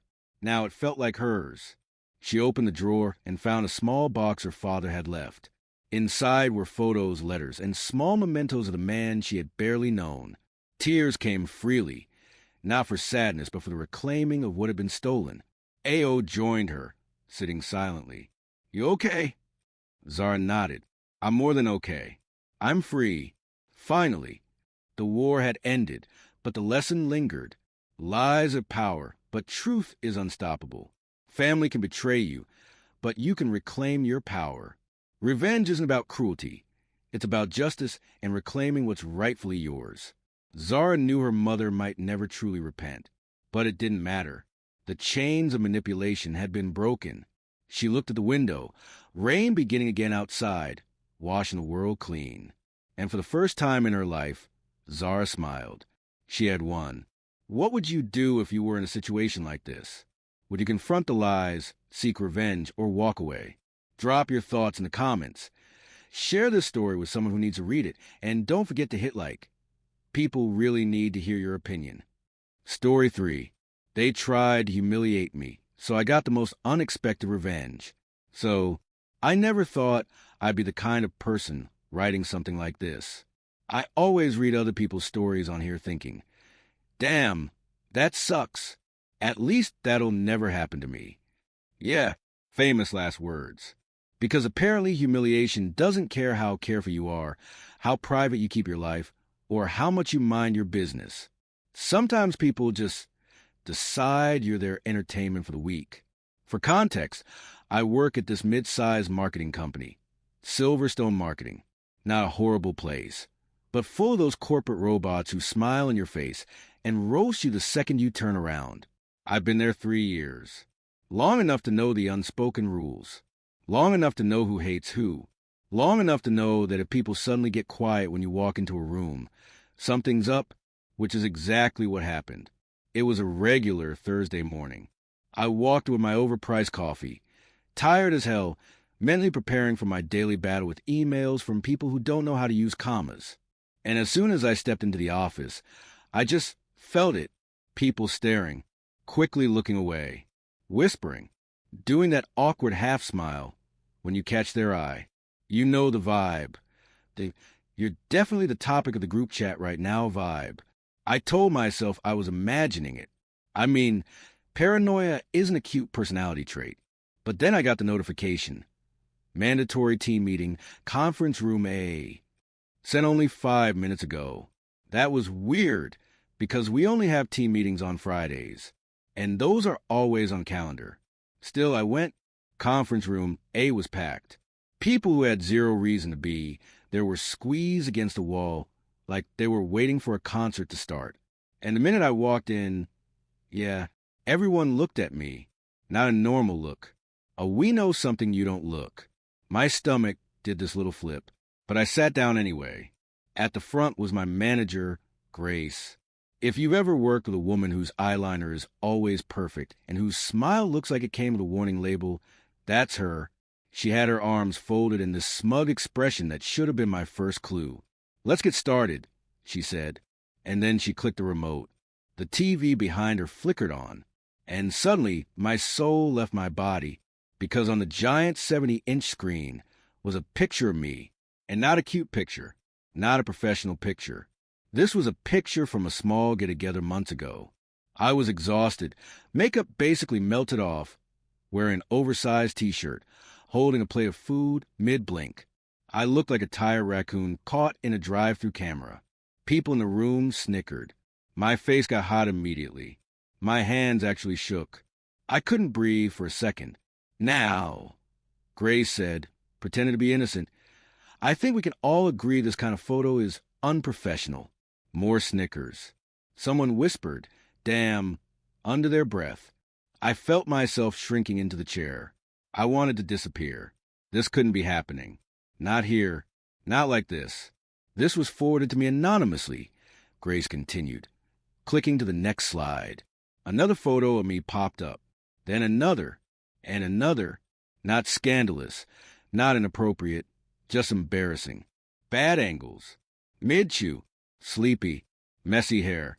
Normal human moments that no one expects to be plastered in front of their coworkers. People were laughing openly now. Whispering things that weren't even whispers. Why does she look like that? She posted these? She really thought that was cute? Is that food on her shirt? I wanted to scream. Or cry. Or walk out. Or something. But I felt frozen. "Grace," I finally said, my voice shaky, "why are you showing these?" She tilted her head like she was a teacher explaining something to a toddler. "Oh, sweetie, someone shared these with me. Since you often try to take initiative," she said that with air quotes, "I thought the team could use an example of what not to share online." "But these aren't online," I said. "These were taken." She cut me off. Once a photo exists, it doesn't matter where it was taken. It's fair game. No, it's not. This was targeted, planned. Someone gathered these photos and waited for the perfect moment to screw me over. It hit me like a slap. Someone was doing this on purpose. I looked around and saw people enjoying it, laughing at me, treating me like I was some kind of clown. Humiliation is a strange emotion. It doesn't just sting. It burns from the inside. It makes you feel like you've been peeled open and put on display. Like everyone sees every flaw you've ever had. And in that moment, surrounded by 40 people who were openly mocking me, something in me cracked. Not in a defeated way. In a dangerous way. I stood up. The room went quiet. Everyone watched me like I was about to cry or yell or have a meltdown. Grace looked almost excited, like she wanted me to blow up, so she could write me up for unprofessional behavior. But I didn't give her that. I looked right at her. "You messed up," I said. She raised an eyebrow, smirking. "Oh, how so?" I didn't answer, because I knew if I opened my mouth again, I might let the anger win. And I wasn't giving her that satisfaction. I walked out, didn't look back, didn't say a word, didn't let them see the way my chest felt like it was collapsing. I went straight to the bathroom, locked myself in the stall, and stared at the door in front of me. I felt everything all at once. Rage, embarrassment, betrayal, confusion, disbelief. But under all of that, I felt something else. A spark. A quiet, sharp, focused spark. Because humiliation, it can ruin you. Or it can wake something up inside you. They thought they broke me. They thought this would be the end of my confidence, my reputation, my peace. But all they did was give me clarity. And trust me, they had no idea what I was going to do next. You know that feeling when you leave a situation, but the situation follows you? That was me for the rest of that Thursday. I walked out of the conference room pretending I had even a shred of dignity left. But the second the door shut, the humiliation slammed into me like a truck. My entire body felt hot and shaky. My thoughts were all over the place. I wasn't sure if I was angry, embarrassed, or just numb. I ended up locking myself in a bathroom stall for almost half an hour, not crying, just sitting there, staring at the metal lock, trying to breathe like a normal human being. Every time I closed my eyes, I saw that giant screen with my face plastered across it. And the worst part? Not the photos, not the laughter, not even grace. The worst part was knowing someone deliberately did this. Someone had those photos. Someone sent them. Someone wanted to hurt me. And that thought sat in my stomach like a cold stone. When I finally walked out of the bathroom, I had to pass by the bullpen. I tried to keep my eyes on the carpet. But of course that didn't stop the looks. A few people glanced at me and quickly looked away. Fake sympathy. Others didn't even bother hiding their smirks. One guy whispered something to his friend, and they both laughed. I swallowed hard and kept walking. I made it back to my desk, sat down, and immediately opened a blank document. I couldn't even pretend to work. Not after what just happened. My brain was fried, my heart was pounding, and my chest felt tight, like I was still in that room with everyone watching me fall apart. And then the email started. Subject line: OMG girl, loudly crying face, loudly crying face, loudly crying face. Subject line: Are you okay? Subject line: That was wild. Subject line: No subject. Just a link. I didn't even open them. I knew exactly what they were about. Then a Teams notification popped up from Jessica, one of the nice girls in the office. Nice in a way that she'll compliment your dress, and then tell someone else it looks cheap. Hey, babe, I just wanted to know I'm here if you need to talk too hard. I almost threw my laptop. Nobody cared about helping me. They cared about watching me. I didn't respond to any of it. I just grabbed my bag, told my lead I wasn't feeling well, and left. He barely looked up, probably because he'd already heard about the circus. The second I stepped outside, the cold air hit me so hard, I actually breathed for the first time in hours. I got in my car, locked the doors, and sat there gripping the steering wheel until my knuckles turned white. I replayed everything. The looks, the laughter, Grace's smug voice, the photos, the whispers, the room full of people enjoying my humiliation like it was a Netflix special. And somewhere in that mess of feelings, something shifted. I got angry. The type of anger that starts in your chest and spreads like wildfire. The type of anger that makes your hands shake and your vision goes sharp. The type of anger that isn't loud but cold, focused, controlled. The type of anger that feels like a turning point. I didn't drive home right away. I just sat in the parking lot, letting the anger settle into something clearer. A thought hit me. Someone wanted this. Someone planned this. And they think I won't do anything. That was cute. But before I could start planning anything, I needed to calm down. I drove home, changed into something comfortable, and made myself the strongest iced coffee possible. Then I sat on the couch and tried to process. It took about an hour before my phone buzzed again. My friend Sam. What the hell happened at your job? Call me now. Great. The story was spreading. I didn't want to talk about it, but Sam wasn't the type to let things go. So I called him. Dude, he said immediately, not even saying hello, what the actual hell happened? My cousin follows someone who works with you, and I just heard that your boss put you on blast in front of the whole office. I closed my eyes. Yeah, that happened. That's harassment. I know. No, like, actually illegal harassment. I know. There was a pause. Then Sam asked a question that changed everything. Who hates you enough to send her those photos? And just like that, the cold stone in my stomach flipped, because I had a few guesses. Not strong ones. Nothing concrete. But enough to know that this wasn't random. There were exactly 3 coworkers who had ever seen me outside of work. 3 people who had access to those photos. 3 people who had the motive. 3 people who smiled in my face every day. The thought made my skin crawl. You need to figure out who did it, Sam said, as if reading my mind. Because whoever it was, they're not done. That part stuck with me. They're not done. Suddenly, every weird look from months ago made sense. Every whisper that stopped when I walked by. Every sudden shift in the way people treated me. This wasn't the beginning. This was a result. Someone had been planning this for a while. And that realization hit me harder than the actual humiliation. The idea that someone hated me quietly, secretly, for long enough to set all of this up, it made my blood go ice cold. After I hung up with Sam, I sat there thinking, just thinking, and something clicked. If they wanted to humiliate me publicly, if they wanted to make me crumble, if they wanted to make me small, if they wanted to feel powerful, then they underestimated me more than I thought. Because humiliation doesn't break me. Humiliation wakes me up. And that humiliation, that moment, that entire scene, it was my breaking point, but not the kind they wanted. It wasn't a moment I fell apart. It was a moment I decided I was done playing nice, done ignoring things, done pretending everything was fine, done letting people walk all over me, done letting a room full of cowards laugh at my expense. I wasn't going to cry. I wasn't going to beg. I wasn't going to be the victim. I was going to get revenge. Not petty revenge. Not weak revenge. Not childish revenge. The kind of revenge where they don't even realize it's happening until it's too late. The kind of revenge that doesn't require screaming or fighting. The kind of revenge that dismantles people quietly, piece by piece, using nothing but the truth. They wanted a show. I was about to give them one. When I woke up the next morning, my first thought wasn't coffee.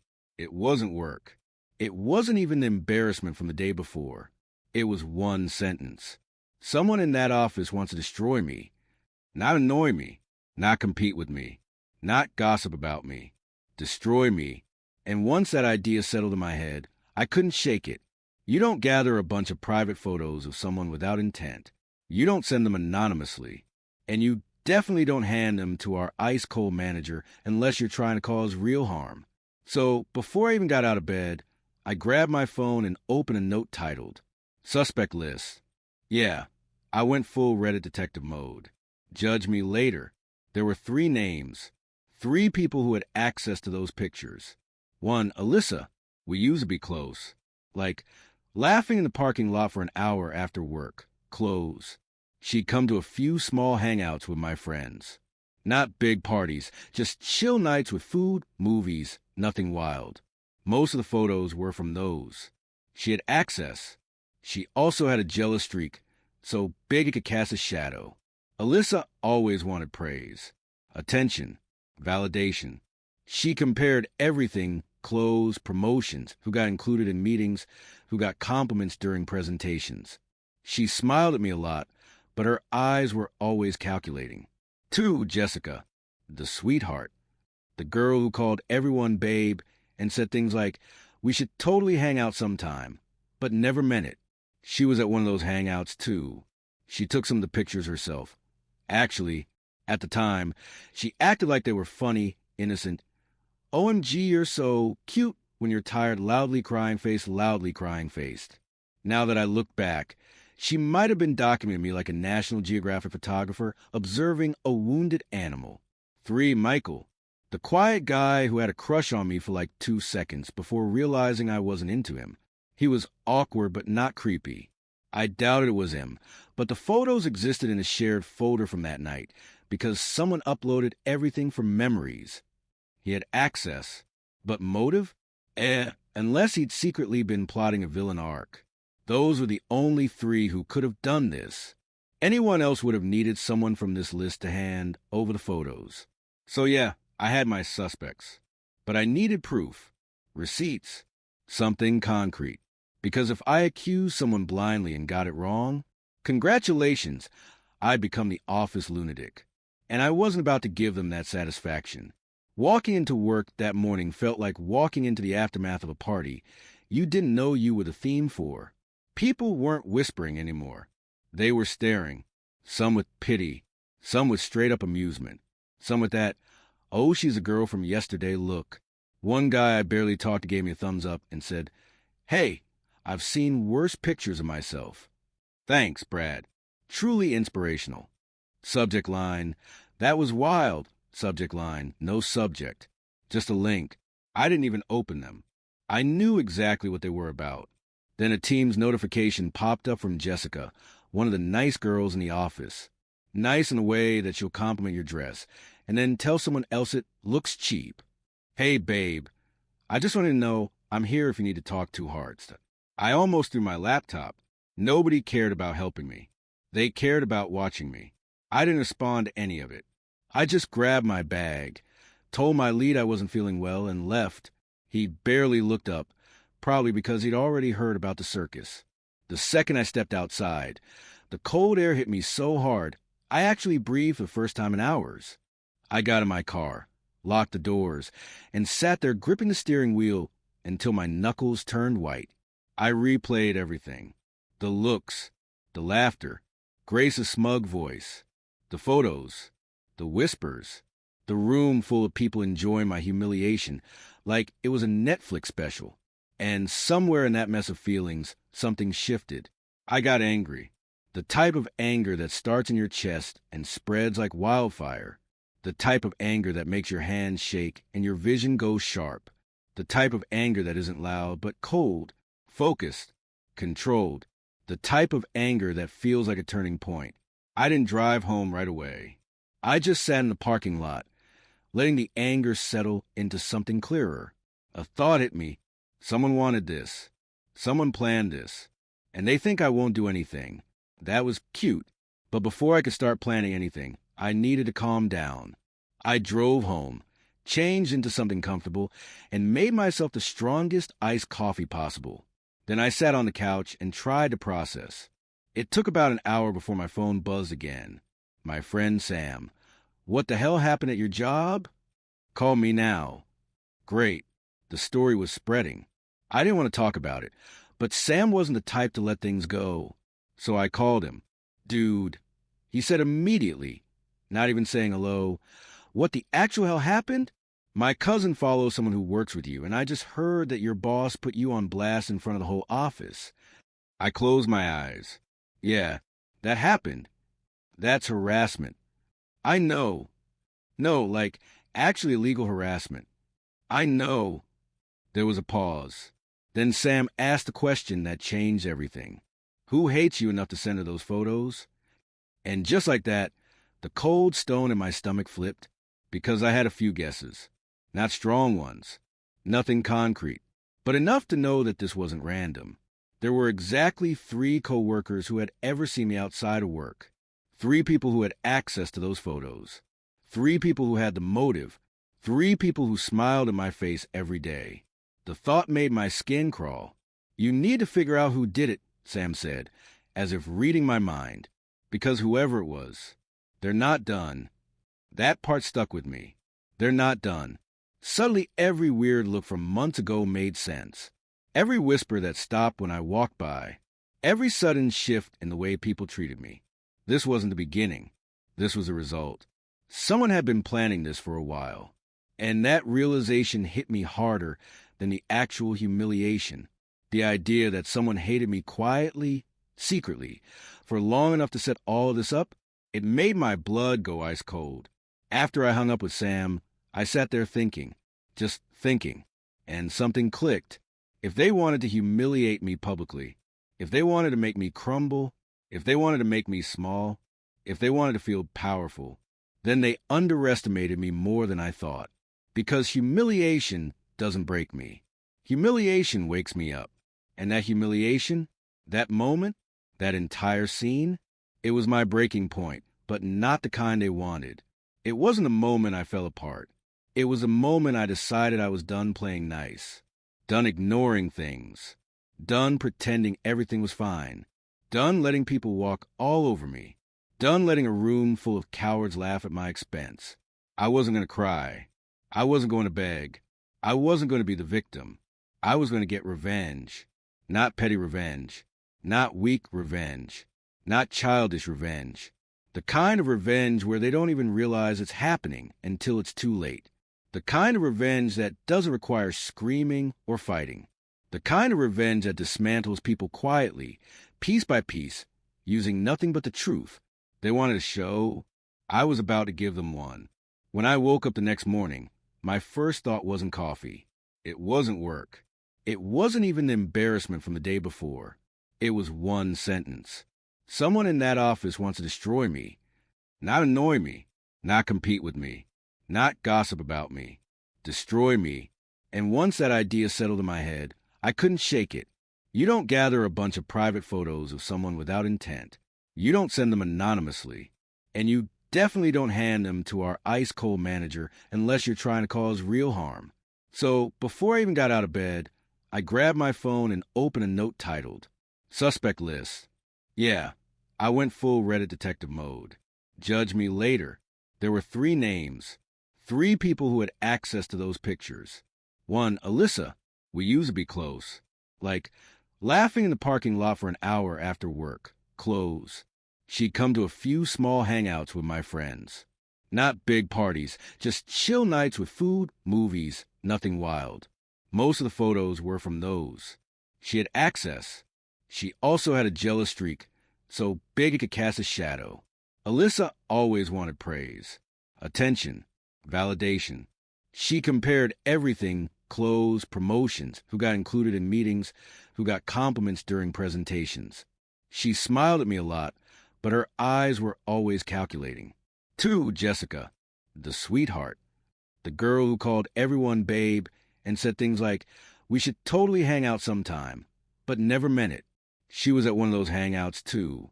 She took some of the pictures herself. Actually, at the time, she acted like they were funny, innocent. OMG, you're so cute when you're tired, loudly crying faced. Now that I look back, she might have been documenting me like a National Geographic photographer observing a wounded animal. 3, Michael, the quiet guy who had a crush on me for like 2 seconds before realizing I wasn't into him. He was awkward but not creepy. I doubted it was him, but the photos existed in a shared folder from that night because someone uploaded everything from memories. He had access, but motive? Unless he'd secretly been plotting a villain arc.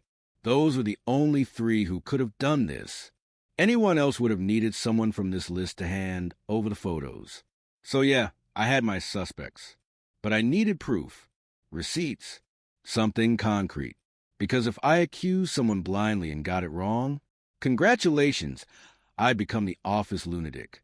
And I wasn't about to give them that satisfaction. Walking into work that morning felt like walking into the aftermath of a party you didn't know you were the theme for.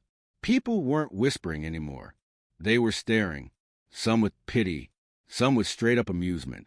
Some with that, oh, she's a girl from yesterday look. One guy I barely talked to gave me a thumbs up and said, hey, I've seen worse pictures of myself. Thanks, Brad. Truly inspirational.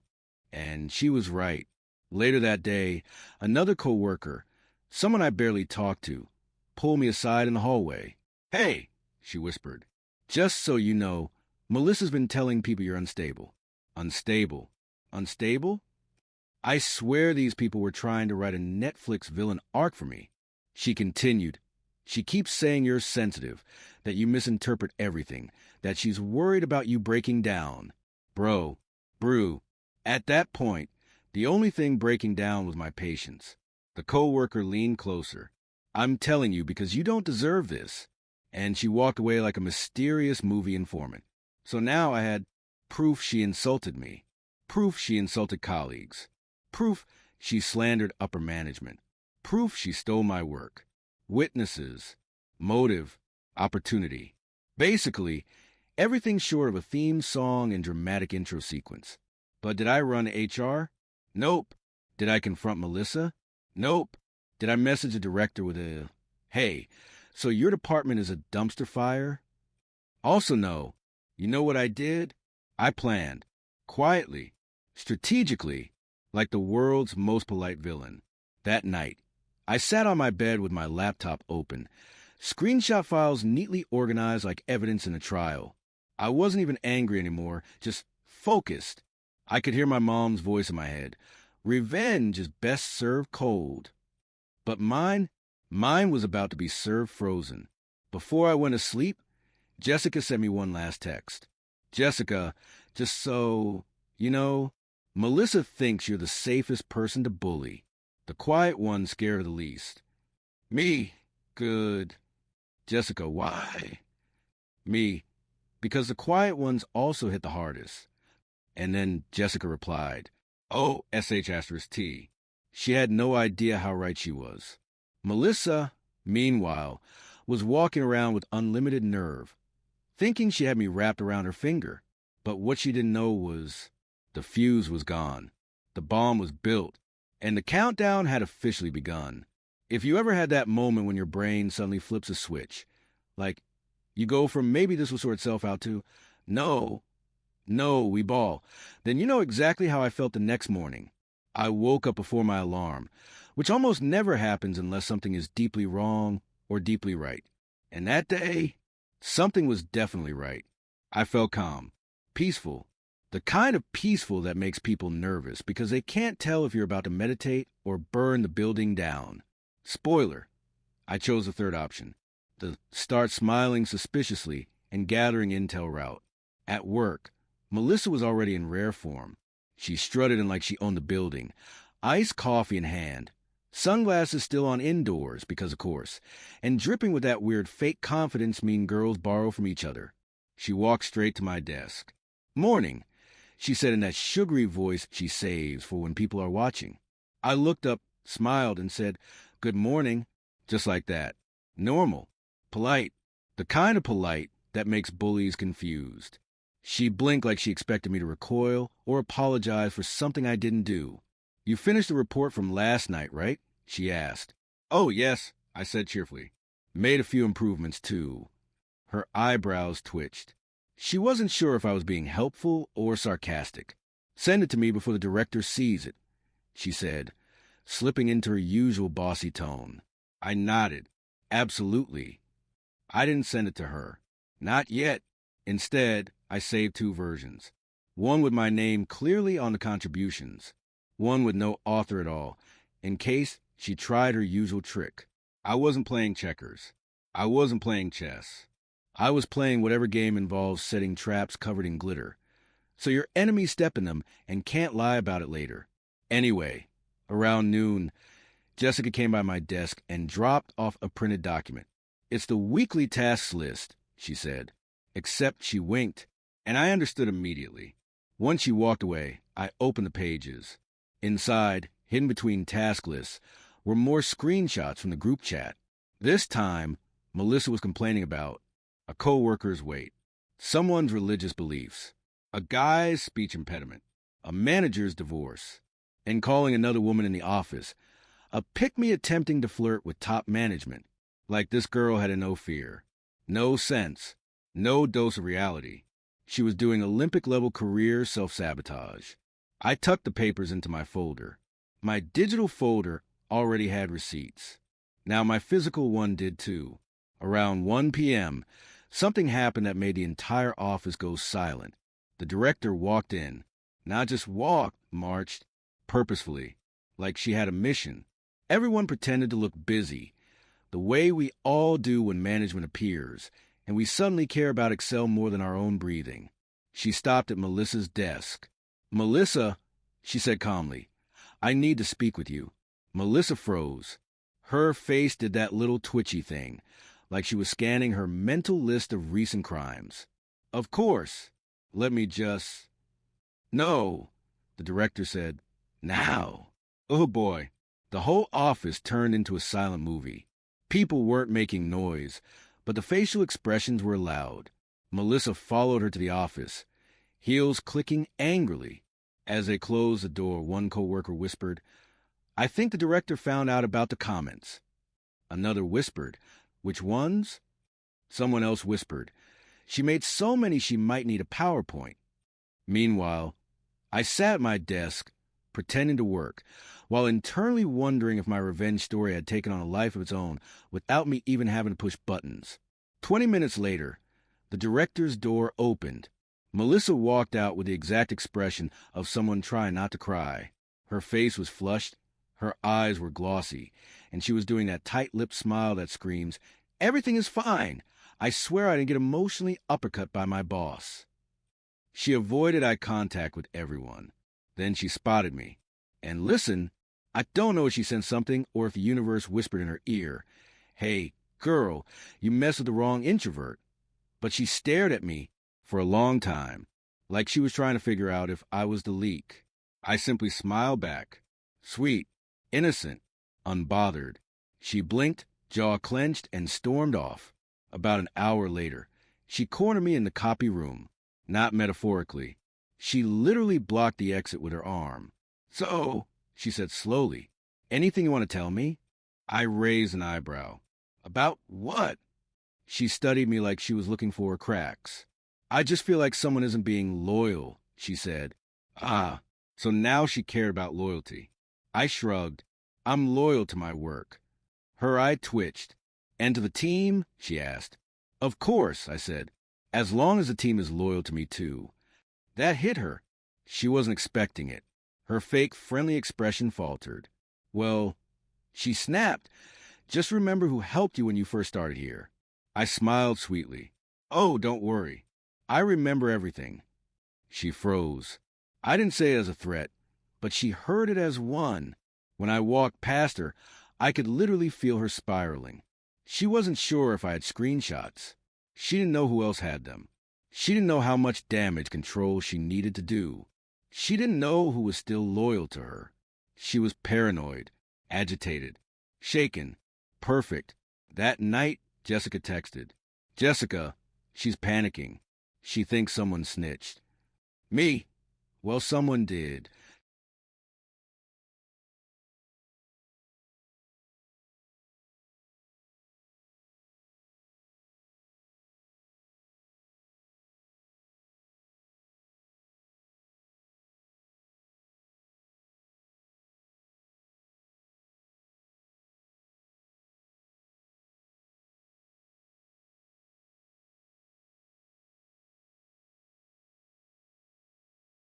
"Jessica, are you going to drop the hammer?"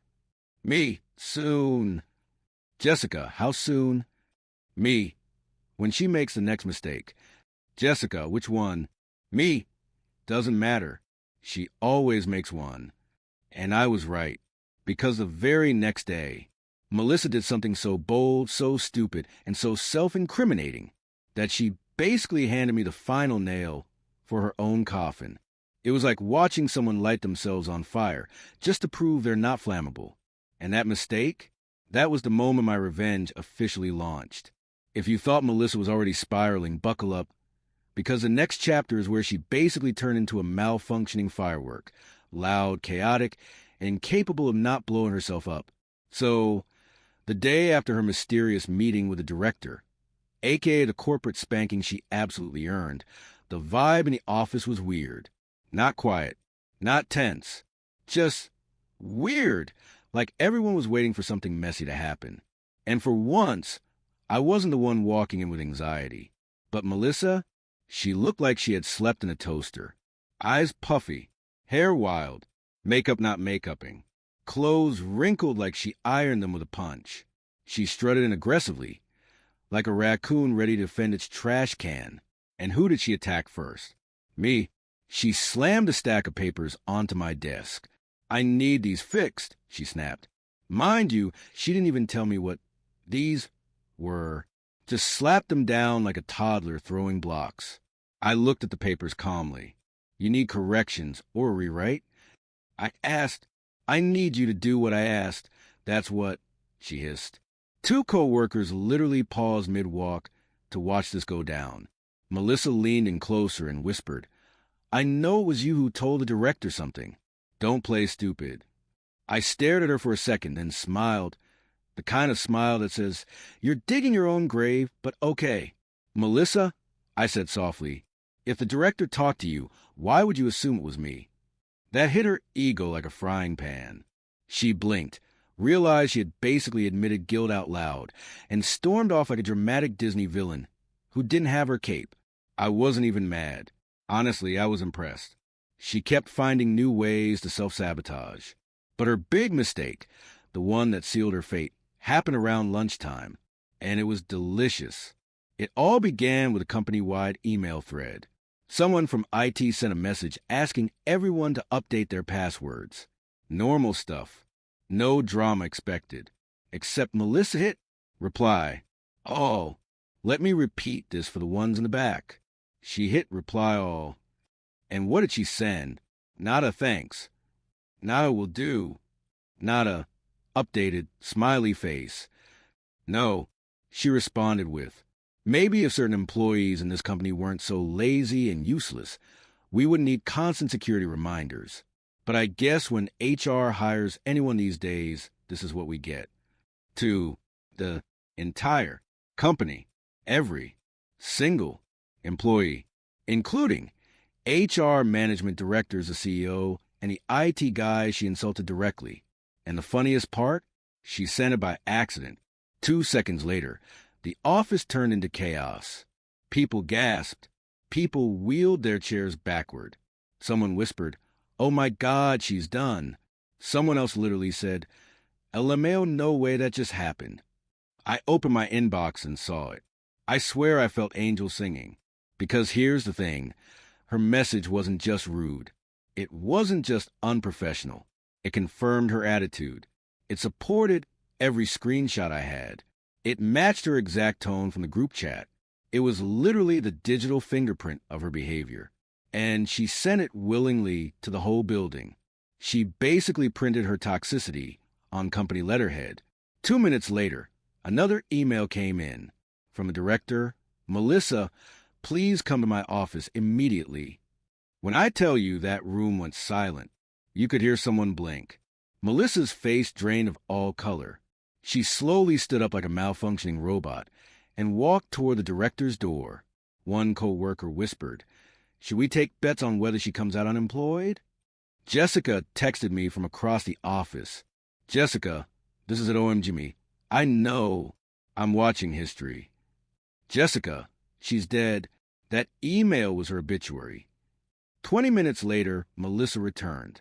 Her face? Red. Furious. Shaking. She didn't even sit down. She stomped directly toward me. The entire office watched. "You think this is funny?" she snapped. I blinked innocently. "What?" "You know what?" she hissed. "I'm not stupid." Debatable. She leaned closer. "If you think you're getting rid of me, you're wrong." I leaned back in my chair, calm as a cucumber in a spa. "Melissa," I said quietly, "you are the one who replied, 'Oh.'" That set her off.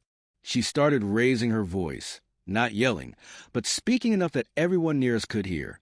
"You think because the director likes you now you can take my job? I made you. I helped you. You were nothing when you got here." Every word was louder than the last. Co-workers started standing up. The director opened her office door mid-rant. "Melissa," she said sharply, "my office. Now." Melissa turned around, still breathing heavily, and snapped, "No. I'm tired of everyone blaming me. I'm tired of covering for people who can't keep up. I'm tired of this whole place acting like I'm the problem." The director stared at her with the expression of someone witnessing a live meltdown. "Melissa," she said calmly, "last warning. My office." And this idiot, this absolute Olympic-level clown, rolled her eyes and said, "Whatever. I'm done anyway." She grabbed her bag, shoved her things into it, and marched toward the exit. Everyone watched in stunned silence. Then the moment she grabbed the door handle, the director said, "Melissa, please be aware you are not authorized to leave before this meeting concludes. If you walk out that door, it will be considered voluntary resignation." Melissa froze, but only for a second. Then she yanked the door open and walked out. Just like that. Done. Finished. Career destroyed by her own ego. Jessica texted immediately. "Jessica, OH my God, she's got me." She fired herself. Jessica, she speed ran unemployment. Me, she any percent glitchless quit. And then the director called me into her office. My heart hammered, not in fear, but because I finally knew the moment had come. I stepped inside. She closed the door and sighed. I need to ask you something, she said. And I need you to be honest. I nodded. She looked at me seriously. How long has this been going on? And that was the beginning of the real fallout. Because I hadn't even opened my folder of evidence yet. So, if you thought Melissa's accidental reply all was a final act, buckle up, because it turns out her meltdown just opened the floodgates. The director called me into her office right after Melissa stormed out. My heart was pounding, not in fear, but in that weirdly satisfied the dominoes are falling way. I stepped in, and she gestured for me to sit. Thank you for coming in, she said. Calm, professional, serious. The kind of tone you use when you're about to investigate a real problem rather than discipline an employee for missing a meeting. I nodded, trying not to smirk. First, she said, I want to apologize for the situation yesterday. That was completely inappropriate. Yeah, that situation being the full-on public roasting in front of the entire department. I just raised an eyebrow. Thank you, I said politely. I appreciate that. She leaned forward, resting her elbows on her desk. Now, I need the truth. How long has this behavior been happening? I blinked. I had been expecting this moment for months, waiting for someone to finally ask me, without me being the accuser first. Well, I said slowly, keeping my voice calm, Melissa has been difficult for some time. Not just with me, but with others. I actually have proof. Her eyes narrowed in interest. I pulled out my folder. The screenshots, the group chat messages, the emails, every conversation, every comment, every brag about stealing credit for my work. I laid it all out neatly, in chronological order. She flipped through the pages carefully, not saying a word. Her expression was unreadable. When she finally looked up, she said, This is serious. Have you shared this with anyone else? No. I want to be sure I had all of it first. I said. Her face softened slightly, but her tone was sharp. Good. Because this isn't just harassment. It's workplace misconduct. I'll need to involve HR and IT and possibly legal. Can you walk me through what you know? So I did. I explained every little interaction. How Melissa orchestrated things. Her constant undermining. The photos, the emails, the group chat. Every lie, every manipulation, every snide comment. By the time I finished, her expression had shifted from serious to something between horror and disbelief. Thank you, she said. This is thorough. You've done the right thing coming forward. I promise you, we're going to handle this properly. You shouldn't have had to deal with any of it alone. I nodded, and in that moment, I realized something important. The power shift had officially begun. I left the director's office feeling a strange combination of relief and adrenaline. The look on Melissa's face when she stormed out earlier, that was nothing compared to the ripple effects that were about to hit the office. By the time I got back to my desk, word was already spreading. People whispered in corners, tried to glance at me without looking obvious, and subtly asked Jessica what she knew. Is it true? Someone whispered as they passed by my desk. Yep, Jessica said quietly. She's toast. I think HR is about to meet with her any minute. The rest of the office. Well, it was like watching a slow-motion panic scene. People who had laughed at me yesterday were now exchanging nervous glances. Others tried to avoid eye contact entirely, probably realizing they'd supported the wrong side. The best part? Nobody knew exactly what I had on Melissa. They just knew something big had happened. That uncertainty gave me a ridiculous amount of satisfaction. By mid-afternoon, I heard the faint echo of Melissa being called into HR. The door slammed. Then came the whispers. She's in trouble. I can't believe she did that email. I think she might actually get fired. Do you think the director is going to sue? Jessica came by my desk with a huge grin. People are losing their minds, she whispered. You kind of win, don't you? I smiled casually, just doing my job. She laughed. Yeah, your job as a quiet one who suddenly isn't so quiet anymore. And honestly, that was exactly it. By the next morning, the formal investigation had started. HR requested my full statement. IT provided logs of Melissa's reply all email, and the director interviewed witnesses from across the office. I didn't have to lie. I didn't have to embellish. Every screenshot, every message, every email, they were all real. And Melissa had basically handed herself over with her own words. During my interview with HR, I stayed calm, detailed, and professional. Every time they asked me for examples, I handed them the receipts.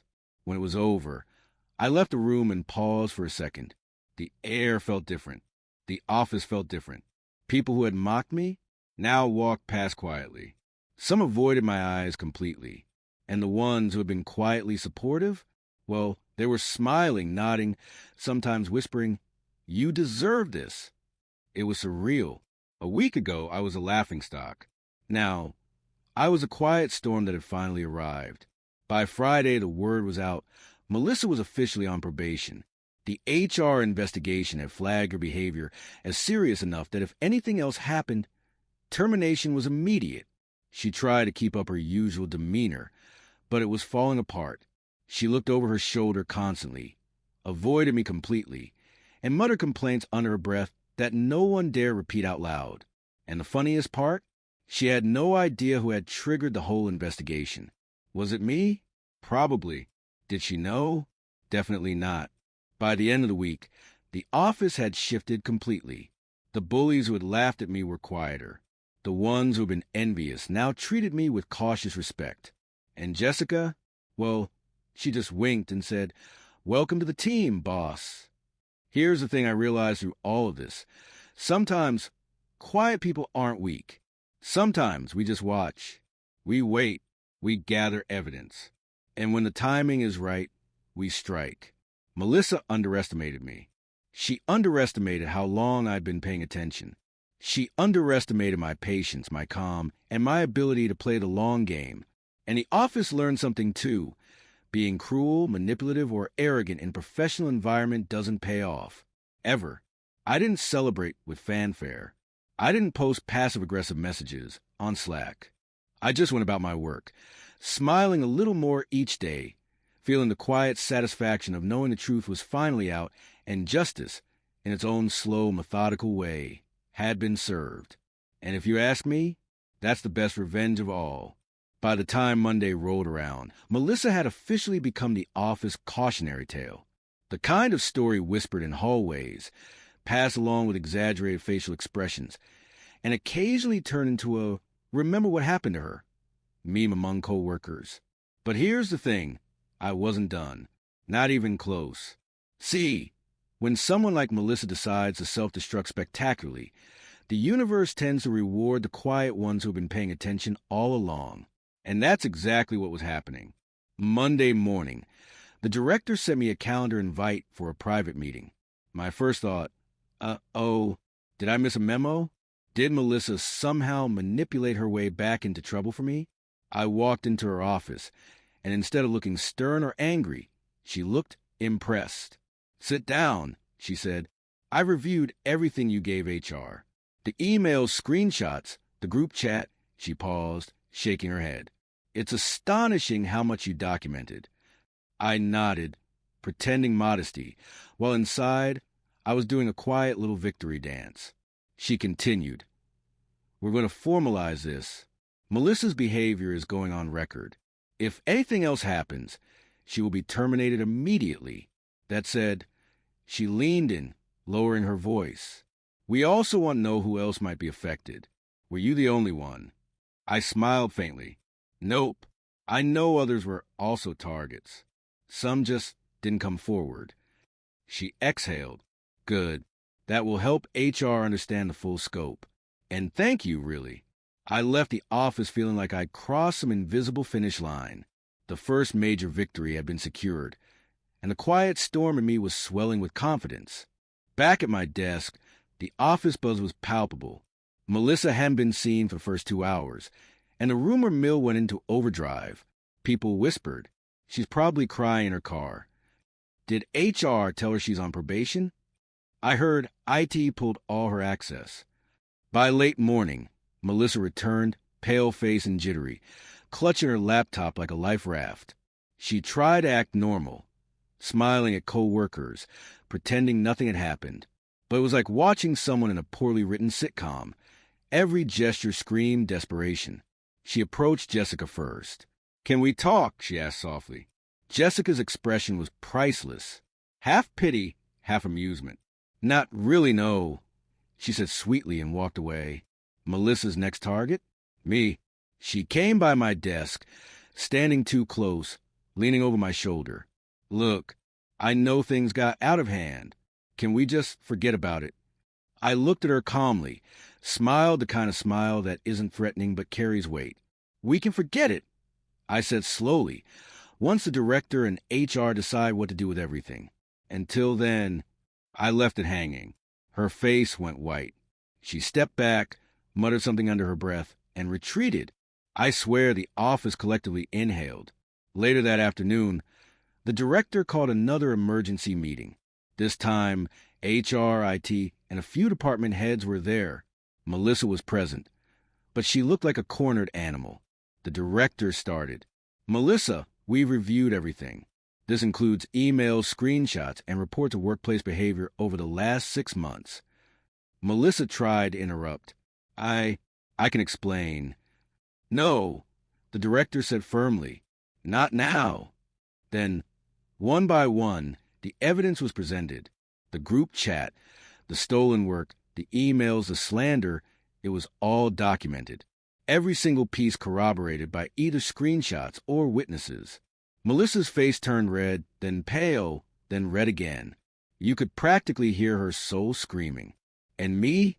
I sat back, calmly sipping my coffee, smiling faintly, because she had no idea that I had everything neatly organized before anyone even suspected.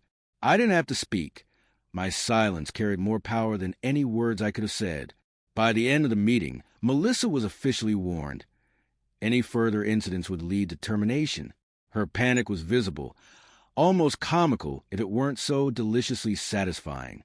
After the meeting, the office atmosphere changed overnight. People who had whispered about me now treated me with a newfound respect. Not the fake kind, but the cautious, "this person knows what's up, and you don't want to mess with them" kind. Jessica walked by later and whispered, "You're officially scary now." In the best way. I laughed softly. I prefer strategically terrifying. Word spread quickly. Melissa's behavior was under scrutiny, and everyone knew I had the receipts. Some co-workers even came by to apologize for not speaking up earlier, saying things like, "We should have backed you sooner," and "we didn't realize it was this bad." I accepted the apologies quietly, letting them stew a little in their own guilt. No need to gloat. The office already knew who won this round. Melissa didn't take her probation lightly. Over the next few days, she tried everything. Smiling at me in the hallways, I ignored her. Leaving passive-aggressive notes, I kept them as evidence. Trying to manipulate other co-workers against me, I already had their loyalty.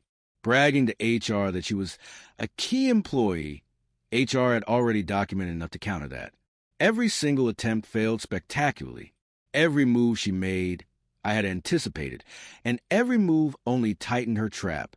By the end of the week, Melissa had effectively isolated herself. Co-workers wouldn't talk to her.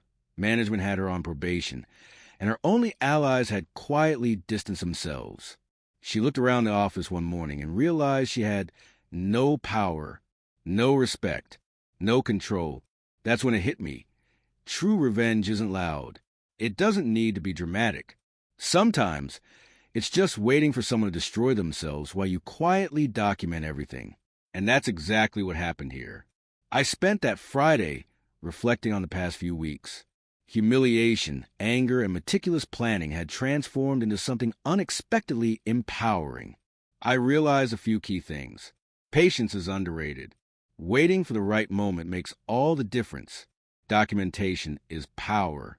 Screenshots, emails, even notes about behavior, it all matters. Quiet doesn't mean weak. People who underestimate you because you stay calm are the ones who get blindsided the hardest. Revenge can be subtle. You don't need fireworks. You don't need shouting. Sometimes, letting someone self-destruct while you stay composed is enough. Melissa's empire of manipulation had crumbled, not because I yelled, Not because I tattled, not because I fought, but because I was ready. And I waited, and I struck with precision. The week after Melissa's probation started was surreal. You know that vibe in the office when something huge has happened, but everyone is pretending it's business as usual. Yeah, that. It was like working inside a pressure cooker. Everyone was side-eyeing Melissa, waiting for her next move, while she pretended nothing in her life was falling apart. Honestly, it would have been impressive if it wasn't so painfully obvious. But the funny thing about people like her, they never go down quietly. They always try one last thing, one last manipulation, one last pathetic Hail Mary. And Melissa? She was about to attempt the dumbest move of her career.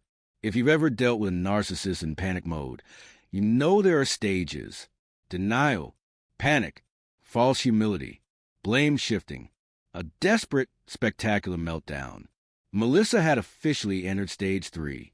She started arriving early, holding the door open for people she used to ignore, complimenting everyone's hair, shoes, work ethic. It was nauseating. "Good morning. Your desk looks so organized today," she beamed at me one morning. I literally hadn't touched my desk in 48 hours. Co-workers walked around whispering things like, "Oh my God, she's trying so hard." She complimented my sweater. She's never said a nice word to me in 3 years.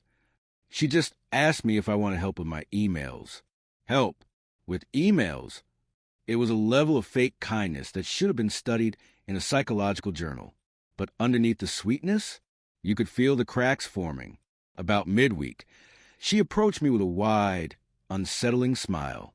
"Hey," she dragged the word out like we were in a high school hallway. "Do you want to go over some new project ideas together?" I feel like we got off on the wrong foot. I just stared at her. I wasn't rude. I wasn't aggressive. I was just blank. "No," I said simply. "I'm good." Her smile froze, like she didn't understand the word no anymore. "Oh, okay. Maybe later," she chirped before practically skipping away.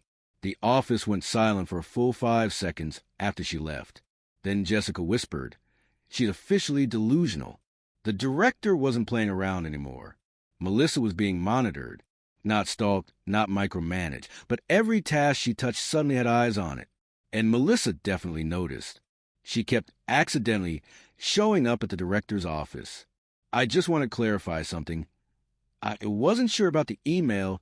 Did I do the report correctly? The director eventually had to tell her, "Melissa, please stop dropping in without an appointment." Melissa tried to humiliate me. She tried to manipulate, undermine, and create fear. Instead, she became a lesson for herself, for the office, and for me. I survived. I documented. I acted with integrity. And in the end, I thrived. The revenge wasn't dramatic. It wasn't cinematic. But it was perfect. Because a real victory isn't seeing someone else fail. It's thriving after surviving them. And that's exactly what I did. Please subscribe, share, like, and comment your thoughts. Because people really need to hear these stories and know that standing up for yourself is not just possible, it's empowering.